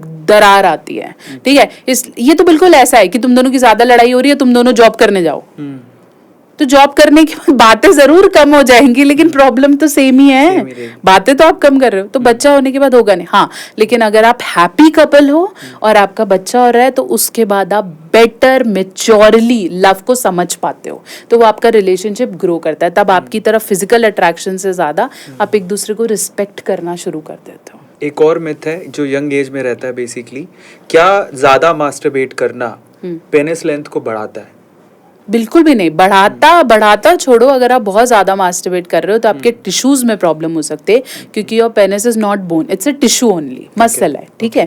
तो अगर आप बहुत ज्यादा मास्टरबेट कर रहे हो तो आपके टिश्यूज को हार्म हो सकता है, वहाँ की नर्व्स में प्रॉब्लम हो सकती है, आपका पेनिस का कर्व राइट एंड लेफ्ट हो सकता है, और डेफिनेटली साइज कम हो सकता है, तो बढ़ तो कभी भी नहीं सकता है। एक और क्वेश्चन है, क्या साइज ज़्यादा होने से, पेनिस साइज ज़्यादा होने से एंजॉयमेंट या फिर यूँ कहें कि sexual relationship, I mean sexual attraction ज़्यादा बढ़ता है? लोगों को ऐसा लगता है? ये क्वेश्चन मैंने बहुत प्लेटफॉर्म्स पे आंसर किया, और मैं बोलती हूँ कि penis length is only like, वो तभी मैटर कर रहा है जब वो आपके दिमाग में, आप देख रहे हो, आपको अच्छा लग रहा है, ठीक है। लेकिन अगर वो लेंथ को टेक्निक नहीं पता है, उसे समझ नहीं आता है, वो कंसेंशुअल प्ले नहीं कर पाता है, उसे फोर प्ले नहीं समझ आता है, तो डेफिनेटली उस लेंथ से फीमेल को कोई बेनिफिट नहीं होगा। Just for the appearance it's nice. क्या शीला जीत इन सब इरेक्शन और पेनिस लेंथ को इम्प्रूव करती है? शिलाजीत का पेनिस लेंथ से कोई लेना देना नहीं है। Shilajit is only a supplement that boost your sexual stamina, ठीक है। शिलाजीत, अश्वगंधा, कॉन्च बीज, कोकशुरा, ये सब आयुर्वेदिक सप्लीमेंट्स हैं जो सेक्सुअल हेल्थ भी बेटर करते हैं, लेकिन ये आपकी ओवरऑल हेल्थ भी बेटर करते हैं। इसलिए सिर्फ सेक्स के लिए उसे खाना दिमाग से निकालो, वो बाकी बेनिफिट भी कर रहा है। If you find shilajit in somebody's kitchen, उसे ये मत सोचना कि भाई ये तो रोज ही करता होगा इसलिए खा रहा है, नहीं।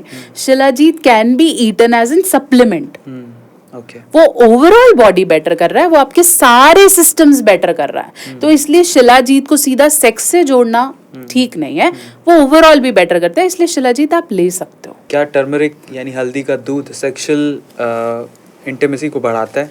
for men? बिल्कुल बिल्कुल, टर्मरिक है या मिल्क, वैसे भी अगर आप किसी के साथ मिक्स करते हो तो आपकी सेक्सुअल एफ्रोडियासिक है, हम कह सकते हैं, तभी फर्स्ट नाइट पे देते हैं।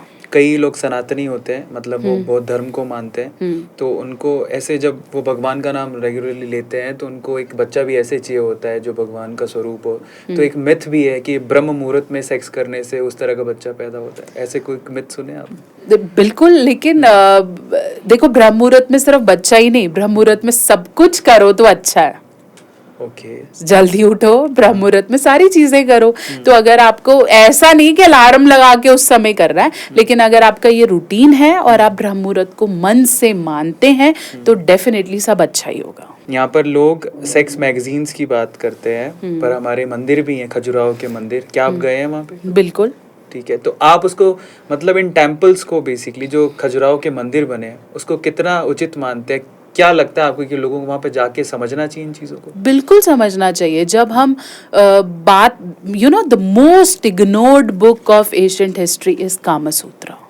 People don't want to read it. True. Read तो छोड़ो, ऑब्वियसली जब कोई बोल रहा है आप वो ही नहीं सुन रहे हो तो आप बुक खोल के तो डेफिनेटली नहीं पढ़ने वाले हो, ठीक है। आज भी मेरी वीडियोस को प्लेजर की तरह लिया जाता है, उसे क्यों ज्ञान की तरह नहीं लिया जा रहा है? तो बुक से तो आप डेफिनेटली क्वेश्चन नहीं कर सकते हो। लेकिन अगर ऐसी संस्कृति है, because this is equally important. Sex is not about pleasure, it's more about oneness, it's more about loving yourself. आज आपको पता चले कि कोई है जो आज भी आप तैयार होते हो, आपको अप्रिशिएट करता है, आपको कितना मन होता है तैयार होने का, you feel valued, no? True, है ना? तो ये वैल्यू आपकी बॉडी सेक्स को ऐसे हवस या पाने जैसा या गंदा जैसा क्यों देखा जा रहा है? यही सारी चीजें वो एक संस्कृति का पार्ट है, इसलिए उनको टेम्पल्स में कवर किया गया है। और if you see the positions there, या आप कुछ और देख रहे हो, तो वहाँ पे आपको ओरल्स के एग्जाम्पल्स मिलेंगे, आपको थ्रीसम के एग्जाम्पल्स मिलेंगे, आपको अलग अलग पोजिशन के एग्जाम्पल्स मिलेंगे। तो वो भी बराबर है देखना। उस पर आप हंस रहे हो या आप उसे वैल्यू नहीं कर रहे हो और फिर आप उसे पर्सनली भी करना चाह रहे हो, तो कितना दोगलापन है ना। कि हम नहीं एक्सेप्ट कर रहे। ये सिर्फ इंडिया में नहीं है, बाहर भी। I went to this Thailand, है ना, दिस इज फेमस बीच जहाँ पे penis is being worshipped. We all are being born by that penis only. लिंग, जब आप शिवलिंग की बात कर रहे हो, आप लिंग पूजा कर रहे हो, आप ध्यान लिंगा कह रहे हो, व्हाट इज दैट लिंग? लिंग इज द अल्टीमेट पावर। वहीं से तो हम सब आ रहे हैं ना। तो अगर आप इसे वर्शिप कर रहे हो तो इसे हॉ, छी, दिस, दैट क्यों बोल रहे हो? I went to a workshop, एक सेक्सुअलिटी वर्कशॉप में मैं गई। उन्होंने पता है कैसे उसका एंट्रेंस पे ना, दे मेड डॉक्टर्स वर्कशॉप है ये, ठीक है। तो व्हाट दे डू इज, जैसे शिव है, ठीक है, उस पे हमें हो सकता है लोग बहुत गालियां दें, but this is how it is made, मैं आपको बता रही हूँ। तो उन्होंने एंट्री पे क्या बनाया, दे मेड दिस शिव का पूरा डायग्राम विद रंगोली, ठीक है। तो लिंग है, एंड जैसे वो सांप लिपटा हुआ था जहां हम जल चढ़ाते हैं, राइट। तो they tell that this is a vagina and this is ling. So this is an ultimate power of male and female energy. Got it. This is a doctor workshop concept. कि ये है oneness, जो हम बोलते हैं अर्ध हैं शिव, योग से बने हैं हम सब। This is this only. Okay. But हम इसे गलत ले रहे हैं, हम इसे बैड मानते हैं, वो गलत है। Finally, हम चलते हैं, हमने male to female, female to male, ये सब बातें कर ली हैं। अच्छा, एक और इंटरेस्टिंग चीज़ बताता हूँ, उसके बाद नेक्स्ट टॉपिक पे चलेंगे। इनकी दो बहुत अच्छी बुक्स मुझे फ़ोटोज़ में दिख रही हैं। इनकी राइटर हैं ये बुक्स। पहली बुक का नाम है 51 positions for every week 365 days. By doctor Neha Mehta, ये आपको आई थिंक ऑनलाइन मिल जाएगी सब? बिल्कुल, मैंने ना ई बुक्स लिखी हैं क्योंकि Okay. रिसोर्सेज नहीं हैं। Okay. कितने कपल्स हैं जो कंसल्टेशंस के लिए अफोर्ड नहीं कर सकते, Okay. ठीक है, तो मैं बुक्स नहीं प्रिंट करा रही, तो मैंने ई बुक लिखे है जिससे वो खुद से डाउनलोड करके पढ़ सकते हैं Okay. प्रिवेसी के साथ। Okay. प्लस इन बुक्स में सिनेमैट मतलब बहुत सारी पिक्चर्स हैं फॉर पोजिशंस, Okay. ताकि वो देख पाए, प्लस किस एंगल में रखना है, कुछ थ्योरेटिकल नहीं है इन बुक्स Okay. में, इट्स ऑल अबाउट एक्सपेरिमेंटेशन। क्योंकि पोजीशन भी ना, हम सबकी बॉडी अलग है, मैं बोलती हूँ अगर इतनी सारी पोजीशन बनी है तो कोई कंसेप्ट होता होगा ना, ठीक है, वो कंसेप्ट ये है कि हमारी बॉडी अलग, हमारा वेट अलग, हमारे प्लेजर्स अलग, हमारी पोजीशंस अलग, हम कहाँ कर रहे हैं वो अलग, तो हम सबको अलग अलग पोजीशन एक्सपेरिमेंट करनी है। एक ऐसा कपल जो हस्बैंड वाइफ दोनों ही हेल्दी हैं, एक ऐसा कपल कि हस्बैंड वाइफ दोनों का वेट 50-60 किलो या उससे कम है, सेम पोजीशन नहीं यूज कर सकते ना, अलग पोजीशन चाहिए। हाँ, लेकिन हर कोई वही मिशनरी कर रहा है, हर कोई वैसे कर रहा है, और किसी को एक चाहिए तो वो उसको नेगेटिवली परसीव कर रहा है, ऐसा नहीं है। वो मेल्स जिनके साइज कम है या मशरूम साइज पेनिस है या कम है, वो मिशनरी पोजीशन एंजॉय ही नहीं कर सकता ना, उसको प्रॉब्लम आएगी।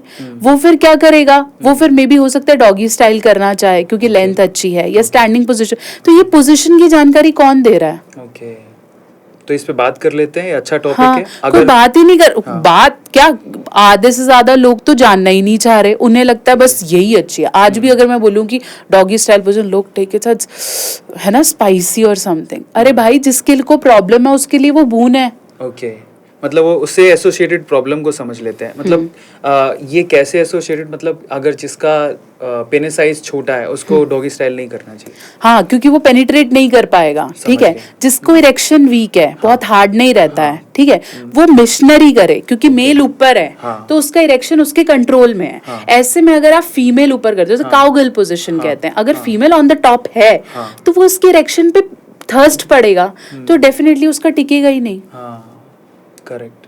तो आप जब तक इन पोजीशंस को नेगेटिव, वही खुजराव वाली बात आ गई, अगर आप इनको नेगेटिवली परसीव करोगे तो आप ज्ञान ही नहीं ले पाओगे कि मुझे कैसे करना। हम सब हेल्दी नहीं है, किसी के कोई अपंग है, किसी की टांग काम नहीं करती, किसी को कमर में इश्यूज रहते हैं, किसी को थायराइड है, किसी को शुगर है, हर कोई क्या है, एक्टिव पोजीशन ट्राई कर रहा है। पर ये बात तो सही है, हमें बुक्स में पढ़ाया नहीं जाता। अगर बुक्स में ये सब चीजें लिखी हो, जो कि जानना बड़ा जरूरी है कि पोजीशन सिर्फ प्लेजर के लिए नहीं है, इनका अपना महत्व है। नहीं तो आप प्रेगनेंसी तक अचीव नहीं कर सकते अगर आप सही पोजीशन यूज नहीं कर रहे हो। अच्छा, किसी को मतलब अगर एक ही बार में, मतलब वो चाहते हैं कि बच्चा हो, कंसीव करना चाहते हैं, उसके लिए बेटर पोजीशन उसके लिए बेस्ट पोजीशन है मिशनरी, क्योंकि सब वही कर रहे हैं जस्ट टू कंसीव, जिसमें मैन ऑन द टॉप है, क्योंकि उससे सर्वाइकल ओपनिंग बहुत खुलती है, वजाइनल तो सीधा होता है। इसके अलावा you can also place a pillow, इसको मॉडिफाइड मिशनरी कहते हैं। पिलो रखेंगे तो वो यूट्रस का ओपनिंग थोड़ा और ऊपर हो जाता है और सीधा डिस्चार्ज होता है। वुमेन ऑन द टॉप है, स्टैंडिंग पोजीशन है, लोटस पोजीशन है, स्मूनिंग पोजीशन है,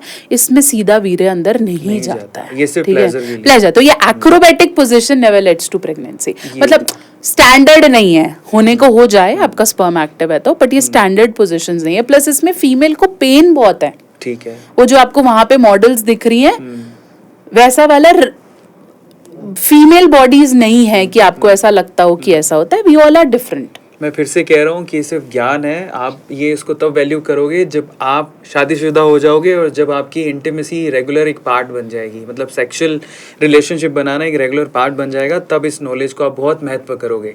इसलिए कमेंट सेक्शन में प्लीज़ आप सही तरीके से देख के समझें और लोगों के साथ शेयर भी करें। मुश्किल से तो ये ज्ञान हम भी हिम्मत जुटा पा रहे हैं आपको देने के लिए, और अगर आप पॉजिटिव वे में देखेंगे तो हमें लगेगा कि हाँ, हम सही ऑडियंस तक अपनी बात पहुँचा पा रहे हैं। अगेन बता रहे हैं, ये जो 51 पोजीशंस की बात हो रही है, ये सिर्फ प्लेजर के लिए नहीं है। मिशनरी जो करते हैं, नीचे पिलो लगा के अगर आप करते हैं तो उससे बच्चा होने के चांसेस बढ़ जाते हैं। दूसरी इन्होंने क्या चीज़ बताई, जिनका पेनिस साइज कम है उनके लिए डॉगी स्टाइल नहीं बना है, उनको वो नहीं करना है। एक और पोजीशन आपने अपनी बुक में ही दिखा रखा है 51 में, ये इस पोजीशन की क्या इंपॉर्टेंस है? हाँ, ये पोजीशन तब है जब आप थोड़ा सा और प्लेजर इंक्रीज करना चाहो, क्योंकि फीमेल बॉडी पास आता है, तो अगर आप कोई पिल्लो रख रहे हो। बोलते क्या है ये पोजीशन? स्टैंडिंग पोजीशन का ही एक पार्ट है, जिसके अंदर आप सोफा या कोई काउच प्लेस करते हैं। ये उन कपल्स के लिए बेटर है जिनका साइज मतलब फीमेल का हाइट छोटा है। ओके, ठीक है, मेल का लेंथ मतलब उनका हाइट अच्छा है, फीमेल का कम है, तो they put it on the body. ये आप वैसे हम दिखा लेंगे थोड़ा और पास करके। प्लस ये जो नेक्स्ट बुक है जो आप ये देख रहे हो, ये है 69 आइडियाज। हाँ, क्योंकि हम सब कैसे कर रहे हैं, वही सेम लाइट बंद करी रूटीन में, धीरे धीरे क्या होता है 30-40s के कपल महसूस करते हैं कि अब स्पार्क नहीं रहा है। वही सेम वही सब कुछ, तो ज्यादा what they do is they go on staycations, कि चलो बच्चे नहीं है, चींची नहीं है और आराम से करेंगे। But you need to do efforts every time to make it more spicy. तो वो क्या एफर्ट्स होने चाहिए, this talk about 79 new ideas. इस तरीके से आप कर सकते हैं। फॉर एग्जाम्पल एरोमाज के साथ कर सकते हैं, आप मसाज थेरेपीज के साथ कर सकते हैं, you can do it on couch, you can do it on kitchen, जैसे आपको लगे। तो there are 69 different ideas to do it. There is one more book, और हम कोशिश करेंगे कोई इसको अमेज़ोन पे अवेलेबल या फिर ऑनलाइन अवेलेबल। ऑनलाइन ये आपको क्योंकि ई बुक्स हैं तो ये डाउनलोड ही होंगी। Okay, easily download. और मेरी सारी बुक्स आपको हिंदी और इंग्लिश दोनों में मिलेंगी। मैंने फैंटेसीज पे भी बुक लिखी है जिसपे लोग नहीं एक्सप्रेस करते, ओरल टेक्निक्स पे भी बुक लिखी है, that how you can do it, और वो किस बाउंड्री तक करना ठीक है उसके बारे में भी, और diet and exercise too, because exercises also helps to increase your stamina. एक क्योंकि आपने 69 नंबर लिखा है, ये 69 नंबर अपने आप में एक सेक्स पोजीशन को पोर्ट्रे करता है। तो 69 आपने जानबूझ के लिया या फिर इसके पीछे भी कोई रीजन था? 69 ऑब्वियसली 69 बोलता है ना, पोजीशंस का पोजीशंस है 69। Okay. तो वो डेफिनेटली जब हम एक कुछ टाइटल देखते हैं तो कुछ ऐसा देखें जो रिलेट करे। तो फिर इसलिए हमने 69 चूज किया। एक और क्वेश्चन मेरे दिमाग में आया जब आप पोजीशन की बात कर रहे थे। जितने इंडियन है जनरली, क्योंकि काम काजी हैं, सब कमाते हैं, अपनी बिजी लाइफ में बिजी हैं, बहुत कम लोग जिम जाते हैं, तो एक फैटी रहते हैं ज़्यादातर, मेल और फीमेल दोनों ही। अगर मेल और फीमेल दोनों ही फैटी हैं, उनको फिर भी सेक्सुअल प्लेजर चाहिए, कौन सी पोजीशन ठीक है और क्या क्या करना चाहिए? बिलो द टमी वेट ज्यादा है, बिकॉज ऑब्वियसली वो इम्पैक्ट करता है। तो missionary is good. Then we have on the bed position, जिसमें फीमेल इज लाइंग डाउन। जैसे बहुत ज्यादा जो fatty couples of the weight above 100 है ना, उनके लिए पोजिशन अच्छी है कि men can be standing and female can be on bed. ठीक है, इसे हम हाफ लाइंग पोजिशन कहते हैं। वहां पे आप पेनिट्रेशन कर सकते हो, वो ईजी रहता है। ठीक है, इसके अलावा स्टैंडिंग पोजिशंस हैं जो भी आप दीवार के बल खड़े होके कर रहे हो, वो ज्यादा फैटी लोगों में अवॉइड की जाती है, क्योंकि वो इतना बॉडी को यूज ही नहीं कर सकते कि उसे करें। सेकेंडली, अगर आपका वेट ज्यादा है तो do it on floor rather than doing it on bed. ठीक है, क्योंकि बेड हैज कुशनिंग, तो वो आपको वो पोजीशन, वो पेनिट्रेशन करने ही नहीं देगी। तो do it on floor. A female can lie down on floor और men can lie down on floor, और फिर आप इसे ट्राई कर सकते हैं। बट ये स्पूनिंग एक बहुत अच्छा पोजीशन है अगर आपका साइज ठीक है, और अगर आप स्पूनिंग इज समथिंग लाइक चम्मच में चम्मच सॉर्ट ऑफ, जैसे 6 पोजीशंस कहते हैं उसे, तो इट्स लाइक दिस। तो ये भी एक अच्छा पोजीशन है, स्पेशली जिनका टाइम बहुत कम है, जो जैसे ओल्ड एज में अगर हम बात करें somewhere your 50s and 60s, so spooning is the best position. ये नहीं सुना था स्पूनिंग। ओके, अब बहुत सारी चीज़ें आपको पता लगी। अब उन लोगों के पे चलते हैं जिनकी शादियां ही नहीं हो रही। मतलब कई बार होता है मे बी वो फिजिकली इतने अट्रैक्टिव नहीं है, अच्छे नहीं दिखते, खूबसूरत नहीं दिखते, या बहुत सारी कुछ ज्योतिष से रिलेटेड इश्यूज हैं, मांगलिक हैं, शादी नहीं हो रही है, मतलब वो अकेले हैं। अब उन लोगों को क्या करना चाहिए? उन पे भी आते हैं, बहुत ज़रूरी है। ऐसे बहुत सारे लोग हैं जो आजकल क्या है, सिंगल मैन है, सिंगल वेमेन है, काम कर रहे हैं बस, और इनका कुछ अब फील होता है कि सेक्सुअली अट्रैक्ट भी हो रहे हैं लेकिन कुछ ही नहीं कर पा रहे। उनके लिए अब 2 से 3 चीज़ें बताओ कि ये जो सुख है, बेसिकली मुझे ऐसा लगता है कि आप धरती पे 3 चीज़ें हैं जो कि आपको ना एक इंस्टेंट प्लेजर प्रोवाइड करती हैं। एक तो बहुत स्वादिष्ट खाना, जब आपको बहुत अच्छी भूख लगी हो तब आपको बहुत अच्छा खाना मिल जाए, या फिर सेक्स, या फिर अब ये दोनों हैं, हालांकि इंद्रिय व्हाट वी कैन से इंद्रिय गुण है बट क्षणिक होते हैं। एक होता है अध्यात्म जो आपको लॉन्ग टर्म देते हैं, राइट। तो मुझे उस पर बहुत बिलीव है। मैं तीनों प्रैक्टिस में से फूड वाली प्रैक्टिस छोड़ चुका हूँ, 2 पे हूँ, कब तक रहती है पता नहीं, अध्यात्म वाली बड़ा सुख देती है, Definitely. शांति देती है। लेकिन उसको अचीव करना थोड़ा मुश्किल है। मुश्किल। और उसका ज्ञान भी बहुत, क्योंकि वही बात है ना कि ये वाला ज्ञान देने वाले भी बहुत लोग हैं। True. तो आपको वो एक सही सोर्स ऑफ अगर मोटिवेशन मिलता है तो ये internal pleasures take you out of the world, बहुत जरूरी है। और ये हर किसी को नहीं मिलता है। जब हिट करता है तो फिर बहुत डीपली हिट करता है, हर कोई नहीं जा सकता। तो वो एक अलग चीज। यहाँ जब हम बात कर रहे थे बेसिक प्लेजर्स की, तो रोटी, हाँ मैं वही बता रही हूँ, प्लेजर्स की बात कर रहे हैं तो रोटी, कपड़ा, मकान और सेक्स बेसिक साइकोलॉजिकल नीड्स हैं, बुक्स में लिखे हैं। तो ये सब वही हैं जो हमें अट्रैक्ट करते हैं और हमें उठाते हैं। ठीक है, हमें बेड से यही उठा रहे हैं रोज। ठीक है, तो ये ज़रूरी है। अब बात करते हैं उनकी जो 27, 28, 26 वेयर यू आर हाई और हॉर्मोन्स, और अगले 2-4 साल से आदमी में शादी करनी है ही, लेकिन अभी सेटल नहीं है या सही पार्टनर नहीं मिल रहा है। तो ये एक ऐसी एज है कि जिसमें आप कंट्रोल मास्टरबेशन कर रहे हो तो इट्स ओके, डोंट जज योरसेल्फ। ठीक है, क्योंकि आप कंट्रोल तरीके से कर रहे हो और इस समय आपके हार्मोन्स ऑलरेडी पीक पर हैं। इसमें मैं एक और सवाल जोड़ना चाहूँगा। बहुत सारे ऐसे मेल हैं जो कि लगता है उनको कि मुझे शादी करनी ही नहीं है, मैंने देखी है, मेरे फ्रेंड सर्किल में ही है। तो वो लोग अपने सेक्सुअल प्लेजर को शांत करने के लिए थाईलैंड जाते हैं, एक ट्रिप करके आ जाते हैं, ठीक है, महीने, उसके बाद अपना वो हो गया। और उनको अगर आपने नहीं करनी है और आप पेड की तरफ जा रहे हो, I still feel that paid sex is much better than playing with somebody's emotions and using them. True. ठीक है, वो कर लो, कोई दिक्कत नहीं है। लेकिन अगर आप किसी को यूज कर रहे हो, एक्स्ट्रा मैरिटल में किसी को फंसा के उससे लेने की कोशिश कर रहे हो, या फिर वो गलत है, या उसे भी बोल रहे हो कि तुझे भी नहीं मिलता, मुझे भी नहीं मिलता, तो let's have a side fling, ये गलत है। Do it paid, it's okay. At least आप जो उससे एज अ प्रोफेशन ले रहा है, आप उसे उसका मेहनत दे रहे हो, तो डू इट। ठीक है, वो आप कर सकते हो। लेकिन फिर वही बात है कि सारे प्रिकॉशंस रखने ज़रूरी हैं, बहुत इंपॉर्टेंट है। इसलिए बोला जाता है कि आप अर्ली एज रिलेशनशिप में आ जाओ, क्योंकि तब आपके पास इतनी एनर्जी है कि आप थोड़ा सा खुद को चेंज कर सकते हो। वंस यू टर्न 30-50 आप चेंज नहीं हो पाते हो, फिर फर्टिलिटी इश्यूज भी हो जाते हैं। लेकिन अगर रुकना है, नहीं करनी है, तो this is one of the reason. Secondly, समझें कि ये एक एनर्जी है।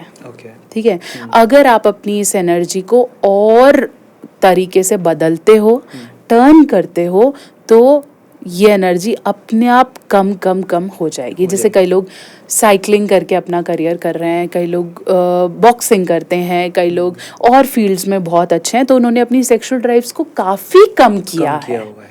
ठीक है, तो ये नहीं है कि भाई तू तो झूठ बोल रहा है, तू कर नहीं सकता। आप कर सकते हो, you can win over it. ब्रह्मचारिता कोई, मैं उसके खिलाफ नहीं हूँ, बट अगर आप कर सकते हो तो डू इट, और आप कर पाओगे। अगर आप मानते हो कि आज से मैं नहीं करूंगा, तो आप इतने वशीभूत नहीं हो कि आप रोक नहीं सकते, आप रोक पाओगे। फाइनली हमने बहुत सारी चीजों के बारे में बात कर ली, एक आखिरी टॉपिक रह गया, और वो टॉपिक है मेंटल हेल्थ और स्ट्रेस लेवल को कितना पॉजिटिवली इम्पैक्ट करती है सेक्स एजुकेशन या सेक्सुअल चीज़ें, उसके ऊपर फाइनली बात कर लेते हैं। बड़ा ज़रूरी है, क्योंकि आजकल भागदौड़ वाली ज़िंदगी रह गई है, पैसा कमाओ पैसा कमाओ पैसा कमाओ।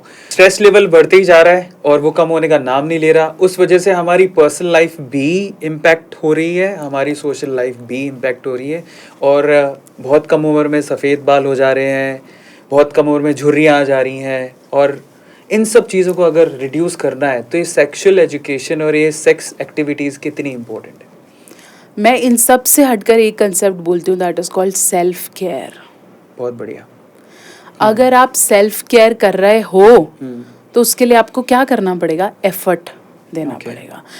कोई भी, मैं आज बोलती हूँ यार Arvind, I want to reduce 20 kgs, it is required. मैं ये नहीं, I am not denying with the fact, I need it. ठीक है, आज मैं 20 किलो कम करती हूँ तो maybe I will grow to be more visually very attractive, happy, my body will be more productive, और हो सकता है जो आज मुझे लैग्स आ रहे हो वो नहीं आए। ठीक है, मैं 4 घंटे काम करके बेहतर कर सकूं। ठीक है, मुझे पता है मैं यहाँ वीक हूँ। ठीक है, बट मेरे पास और भी सेल्फ केयर के मोटिव्स हैं। जैसे मैं चाह रही हूँ हर हफ्ते I do skin care, I go to salons properly, I do yoga, I meditate, I breathe. तो जब आप सेल्फ केयर, सेल्फ इन्वेस्टमेंट करते हो ना, तो आप अपने स्ट्रेस से लड़ पाते हो। स्ट्रेस तुम्हें भी है, मुझे भी है, हमारे एडिटर्स को भी है, हमारे एवरीबॉडी, छोटे से बच्चे को भी स्ट्रेस है कि मेरा टॉय मेरा पापा दिलाएगा कि नहीं। ट्रू। स्कूल में मैडम क्या बोल रही है, तो everybody has stress. If you feel भाई मैं तो अलग ही लेवल पे स्ट्रेस्ड हूँ, ऐसा है नहीं, मुझे भी है. ठीक है, तो एवरीबडी स्ट्रेस्ड, बट तुम उससे डील कैसे करते हो ये तुम्हारी कला है और इससे सीखो. अगर आपने अभी तक नहीं सीखा है तो सीखो, क्योंकि सीख के आएगा और हमें कोई सिखाता नहीं है.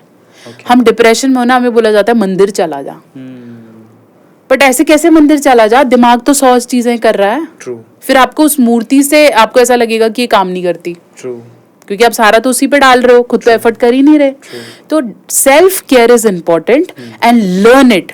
Higher a coach, do some workshops, anything, go for therapy. भाई हम कैसे कमाएंगे, हमसे भी मिलो, तो do therapy. And I even go for therapy. Everybody can go for therapy.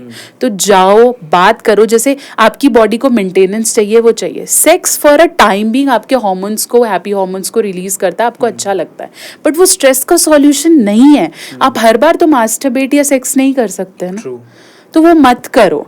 हाँ, for a time being you like it. मुझे लगता है सेक्स ना खुशी में करो, सेटिस्फेक्शन में करो, लव में करो, संपूर्णता में करो. लेकिन अगर आप इसे एस्केप की तरह करते हो या इससे कुछ पाने के लिए करते हो, तो वो आपको नुकसान करेगा. एक आखिरी सवाल, क्योंकि आप मैरिड लाइफ और सेक्स लाइफ की थेरेपिस्ट हैं और काफ़ी ज़िंदगियाँ डेफिनेटली आपने बदली होंगी. पर्सनली लोग प्रोफेशनली या सोशल मीडिया आके तो ना बोलें, लेकिन पर्सनली आपको थैंक यू ज़रूर कहते होंगे. इतनी सारी ज़िंदगियों को बदलने के बाद आपका जो एक्सपीरियंस है, उससे ऐसी 3 एडवाइसेस जो हमारी यंग एज में लोगों को आपको देनी है स्पेसिफिकली, क्या उसको फॉलो करना बड़ा ज़रूरी है, वो क्या होंगी? सबसे पहले नो योर बॉडी. जानो, पहले बॉडी जानोगे तो माइंड भी जान पाओगे. ठीक है, बुक्स, किताबें ज़रूरी हैं, पढ़ना है, और तुम क्या, हर कोई पढ़ रहा है. ठीक है, पर जितनी जल्दी आप नो योर बॉडी का कंसेप्ट जान जाओगे, उतनी जल्दी आप लाइफ में प्रोग्रेस करोगे. Know how much I want to eat, how much exercise my body need, how much rest my body need, how much pleasure my body need. ये सब जानो. जब आप ये कंसेप्ट्स को फ्रेम कर लोगे, आपको डिसीजेस काफ़ी हद तक रुक जाएंगी.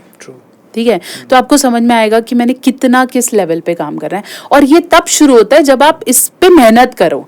आज मुझे सुन के आप कल हो सकता है 2 दिन कर लो, लेकिन जब तक आप इसे रेगुलरली नहीं करोगे, आप वीक हो जाओगे. तो इसे जानो. फिर जो चीज़ ज़रूरी है वो ये कि आपको ग्रो करना है, आपको रोज चलना है, रुकना नहीं है. एक पर्टिकुलर एज के बाद ना आपको ऐसा लगता है कि हो रहा है ना, सब चल तो रहा है. वो एक टोरे वाली बात है, बाप के पास पैसा है, हो जाएगा. या लड़की को लगता है शादी तो हो जाएगी, है ना, I want to get married and settle. grow yourself in terms of money, grow yourself in terms of learning, grow yourself in terms of social circle. आज आप लोग बांध के नहीं बैठ सकते. हाँ, आप ये बोलते हो कि सोसाइटी मैटर नहीं करती, बट सोसाइटी आपको चाहिए. सड़क पे गिरते हो तो चाहते हो ना लोग आके उठाएं, तो आप कैसे बोल सकते हो कि इनसे तो मुझे फर्क ही नहीं पड़ता. ऐसा बनो ना कि लोग अट्रैक्ट हों. और ब्लॉक ही कर लोगे तो क्या सोशल लाइफ जियोगे. सीखो, सीखो रिश्ते बनाना, क्योंकि रिश्ते बहुत कम लोग बना के संवार पाते हैं, तो वो सीखना पड़ेगा. मैरिज पेरेंट्स तो करा देंगे, लेकिन उसे चलानी तुमने और मैंने है, तो वो सीखो, बिकॉज ये बहुत इंपॉर्टेंट है. कभी झुक लो, कभी झुका लो, तो ये सीखना पड़ेगा. तीसरी चीज़ जो बहुत इंपॉर्टेंट है, मैं सबको चाहती हूँ कि वो करे, क्योंकि मैंने अपनी लाइफ में बहुत, आई एम 32, मैंने थोड़ा लेट सीखा, मुझे लगता है मैं थोड़ा और पहले सीखती तो बेटर था. वो था breath and mind, soul. It's very important. हम अपनी बॉडी को नरिश, लोग तो बॉडी को भी नरिश नहीं कर रहे. स्पा भी जाने की बात करें, लोग कहते हैं तुम्हारे तो टंटे हैं, तुम तो अमीर हो रहे हो इसलिए स्पा जा रहे हो. है ना. कोई ये नहीं समझता कि मालिश कराना या खुद को ऑयल करना जरूरी है. Your body needs it. नहीं मान रहे लोग इसको. तो आप जब अपनी बॉडी को नरिश करते हो, आपकी सोल भी नरिशमेंट मांग रही है. तो वो कैसे करोगे? बहुत जरूरी है खुद के साथ बैठो. लोग इकट्ठे भी करने जरूरी, खुद भी बैठो, सोचो मैं क्या, मेरी लाइफ के गोल्स क्या हैं, मुझे क्या करना है. Talk to your soul. मंदिर नहीं मानते, भगवान नहीं मानते, कोई बात नहीं, डू इट. ये सब चीज़ें जब तक तालमेल में नहीं रहेंगी, आप काम नहीं कर पाओगे. या फिर moral of the stories, balance your masculine and feminine energy. Yin और यान बैलेंस कर लो, बेटर है. मस्कुलाइन मतलब डूअर्स और फेमिनाइन मतलब रिसीवर्स. जब आप ये बेटर कर लोगे, चीज़ें अपने आप बैलेंस्ड है. क्या बात है. 3 एडवाइसेस आपने सुनी और मुझे लगता है आप उसको फॉलो भी करोगे और ज़रूरी भी है। मेरा एक मैसेज है, मैं आपको अभी दूंगा थोड़ी देर में, वो स्टार्टिंग में लगेगा, लेकिन मैम का मैसेज एक ले लेते हैं फाइनली जाते जाते सेशन को एंड करते करते। मैं चाहता हूँ एक प्यारा सा मैसेज, एक पॉजिटिव मैसेज, एक मैसेज ऐसा जो लोगों के दिल में दिमाग में घर कर जाए। क्या कहेंगे आप? क्योंकि मैंने कितने पॉडकास्ट किए, किसी ने नहीं पूछा कि आप क्या डिलीवर करना चाहते हो। अगर मैं दिल से बोलूँ तो मैं ये ज़रूर बोलूँगी कि if you find somebody talking about a topic which is a taboo, which is a shame, अगर कोई कर रहा है ना, आप कोशिश करो कि ये देखो कि वो क्या डिलीवर कर रहा है। मैंने आज भी, मुझे बहुत हर्ट होता है when housewife comes up and speak about it, when you see XYZ random people talking about it. Information कहाँ से ले रहे हो उसको डेफिनेटली सीखो और बात करो। अगर आप दबाओगे तो दिक्कत आएगी। टॉक इट आउट बहुत जरूरी है। हम सब ज्ञानी नहीं हैं। मेरे को भी हो सकता है अभी आधा अधूरा हो, या मैं लर्न कर रही हूँ with the time, but I am ready to learn. ठीक है, तो ज्ञान अपने आप को जब तक एक्सपैंड नहीं करोगे, समझोगे नहीं, और हर किसी को ऐसे बोलोगे बकवास है, ये तो ऐसे कर रहा है, ये तो ऐसे कर रहा है, आप खुद अपने आप को बंद कर रहे हो, और बंद बोतल किसी को नहीं चाहिए। ट्रू। खोलो, शायद कुछ अच्छा आ जाए, कुछ डिलीवर कर पाओ, कुछ ले पाओ। Thank you so much Neha ma'am, बहुत अच्छा पॉडकास्ट था। अब मेरा एक मैसेज है जो मैं अभी आपको बता रहा हूँ। अगर ये एंड पे आप देख रहे हैं तो आपको ये मैसेज शुरू में मिलेगा, मैं एंड में भी लगा दे रहा हूँ, लेकिन वो मैसेज देना बड़ा ज़रूरी हो गया है। बिकॉज ये अगेन मैम ने कहा एक टैबू टॉपिक है, हम सब जानते हैं एक टैबू टॉपिक है, सेक्स के ऊपर कोई बात नहीं करना चाहता। लेकिन आप याद करो, जब आपको 11, 12, 13, 14, 15 साल की उम्र में सेक्सुअल फीलिंग आई थी, ठीक है, या लोगों को आ रही थी, आपको नहीं आ रही थी, तब आपको अजीब सा फील हो रहा था, आपको समझ में नहीं आ रहा था आप क्या करें क्या ना करें। उस टाइम पे आप अपनी फैमिली को भी नहीं बता पा रहे थे। अगर आप इस पोजीशन पे आज हैं तो हम लोग आपके लिए हैं। मेरी रिक्वेस्ट सिर्फ इतनी कि हमारे साथ समस्या ये है कि भारत में अगर कोई भगवान को पाने की बात कर रहा हो तो आप उनको सिर पे चढ़ा लेते हैं। भाई ज्ञान, अरे भगवान कृष्ण, भगवान राम, उनकी बात करते हैं, आध्यात्म की बात करते हैं तो वहाँ पर आके आप हाथ जोड़ते हैं। लेकिन अगर कोई सेक्स की बात करता है, कोई सेक्सुअल प्लेजर की बात करता है, इंटीमेसी की बात करता है, तो वहाँ पर आप कमेंट में बुरा बुरा लिखते हैं। बहुत सारे लोग उनको हीन भावना से देखते हैं। ये भी बदलने की जरूरत है। ये भी एक तरह का ज्ञान है। आप मुझे अपने बड़े भाई की तरह देखिए कि आपकी फैमिली में ये बात करने वाला कोई है नहीं, तो आप ऐसा समझिए कि चलो ये बात अरविंद भैया से कर लेते हैं। या फिर आप अपनी फैमिली में नेहा मैम को नेहा दीदी की तरह देखें कि चलो अब मेरी फैमिली में मेरी मम्मी तो बात नहीं कर रही, मेरी दीदी तो बात नहीं कर रही, तो नेहा दीदी से बात कर लेते हैं। Try to understand. ये रिस्पेक्ट चाहिए आपको इस टॉपिक को समझने से पहले। और मैं आपको पहली वार्निंग कर रहा हूं, इसमें इस पूरे पॉडकास्ट में वो सब चीजें जो आप नहीं सुनना चाहते लेकिन आपका जानना बड़ा जरूरी है। नहीं सुनना चाहते in terms of social pressure बहुत है, लेकिन इंटरनली तो आपको सुनना भी जरूरी है, आप जानना भी चाहते हो, मैं जानता हूं। तो उस बारे में हम खुल के बात करें। बस मेरी आपसे विनती सिर्फ इतनी है कि इसको रिस्पेक्टफुली देखें, एक ज्ञान की तरह देखें, क्योंकि आप इन चीजों को जानेंगे, समझेंगे, तब आपको भी समझ में आएगा कि शादी के बाद ये सब चीजें जानना आपके लिए कितना ज्यादा जरूरी था। इसलिए इस वीडियो को आप शेयर भी करें लोगों के साथ और चैनल को सब्सक्राइब करें। आगे बढ़ते हैं, फाइनली सेशन को ख़त्म करते हैं। हमने बड़ी हिम्मत दिखा के ये सेशन किया। नेहा मैम की तारीफ़ करनी पड़ेगी, क्योंकि इतना आसान नहीं है भाई इंडिया जैसी कंट्री में इस तरह की बातें करना, बट फिर भी उस प्रोफेशन को ये फॉलो कर रही हैं। तो मेरी आपसे रिक्वेस्ट सिर्फ इतनी है कि मैम के लिए एक हार्ट बनता है। पूरे कमेंट सेक्शन में नेहा मैम और हार्ट लगाइए, रिस्पेक्ट दीजिए, और कमेंट में अगर कोई भी गलत कुछ एक सिंगल भी लिख रहा है तो वो आपका फ़र्ज़ बनता है उसको जवाब देने का। ठीक है, नेहा मैम के सोशल हैंडल्स हम आपको कमेंट सेक्शन में नीचे डिस्क्रिप्शन में भी दे रहे हैं, कमेंट सेक्शन में भी दे रहे हैं। उनको थैंक यू बोलिएगा पर्सनली कि आपने इतनी सारी चीज़ें बताई। बहुत सारे लोगों को इसका फ़ायदा ज़रूर होगा, मैं जानता हूँ। अब आखिरी में आपको क्या करना है, सिंपल सा काम करना है। नेहा मैम की कौन सी बात आपको सबसे अच्छी लगी कमेंट सेक्शन में लिखो। मेरी जगह पर अगर आप बैठे होते तो आप नेहा मैम से क्या सवाल पूछते, वो सवाल भी आप लिखो। अगली बार जब हम फिर से आएंगे, क्योंकि ये नेवर एंडिंग टॉपिक है, हो सकता है कि मैंने जो सवाल पूछे उस पर से बहुत सारे सवालों के जवाब आपको मिले हों, बहुत सारे सवालों के जवाब आपको ना मिले हों। तो वो सवाल आप लिखिए। अगली बार जब ये वापस आएंगे पॉडकास्ट में तो आपका नाम लेके हम उनसे वही सवाल पूछेंगे। मैं आशा करता हूँ कि आप इसको पॉजिटिवली लेंगे, पॉजिटिव मैसेज को स्प्रेड आउट करेंगे। बहुत बहुत धन्यवाद, बहुत बहुत शुक्रिया, इसी तरह से ध्यान रखिए।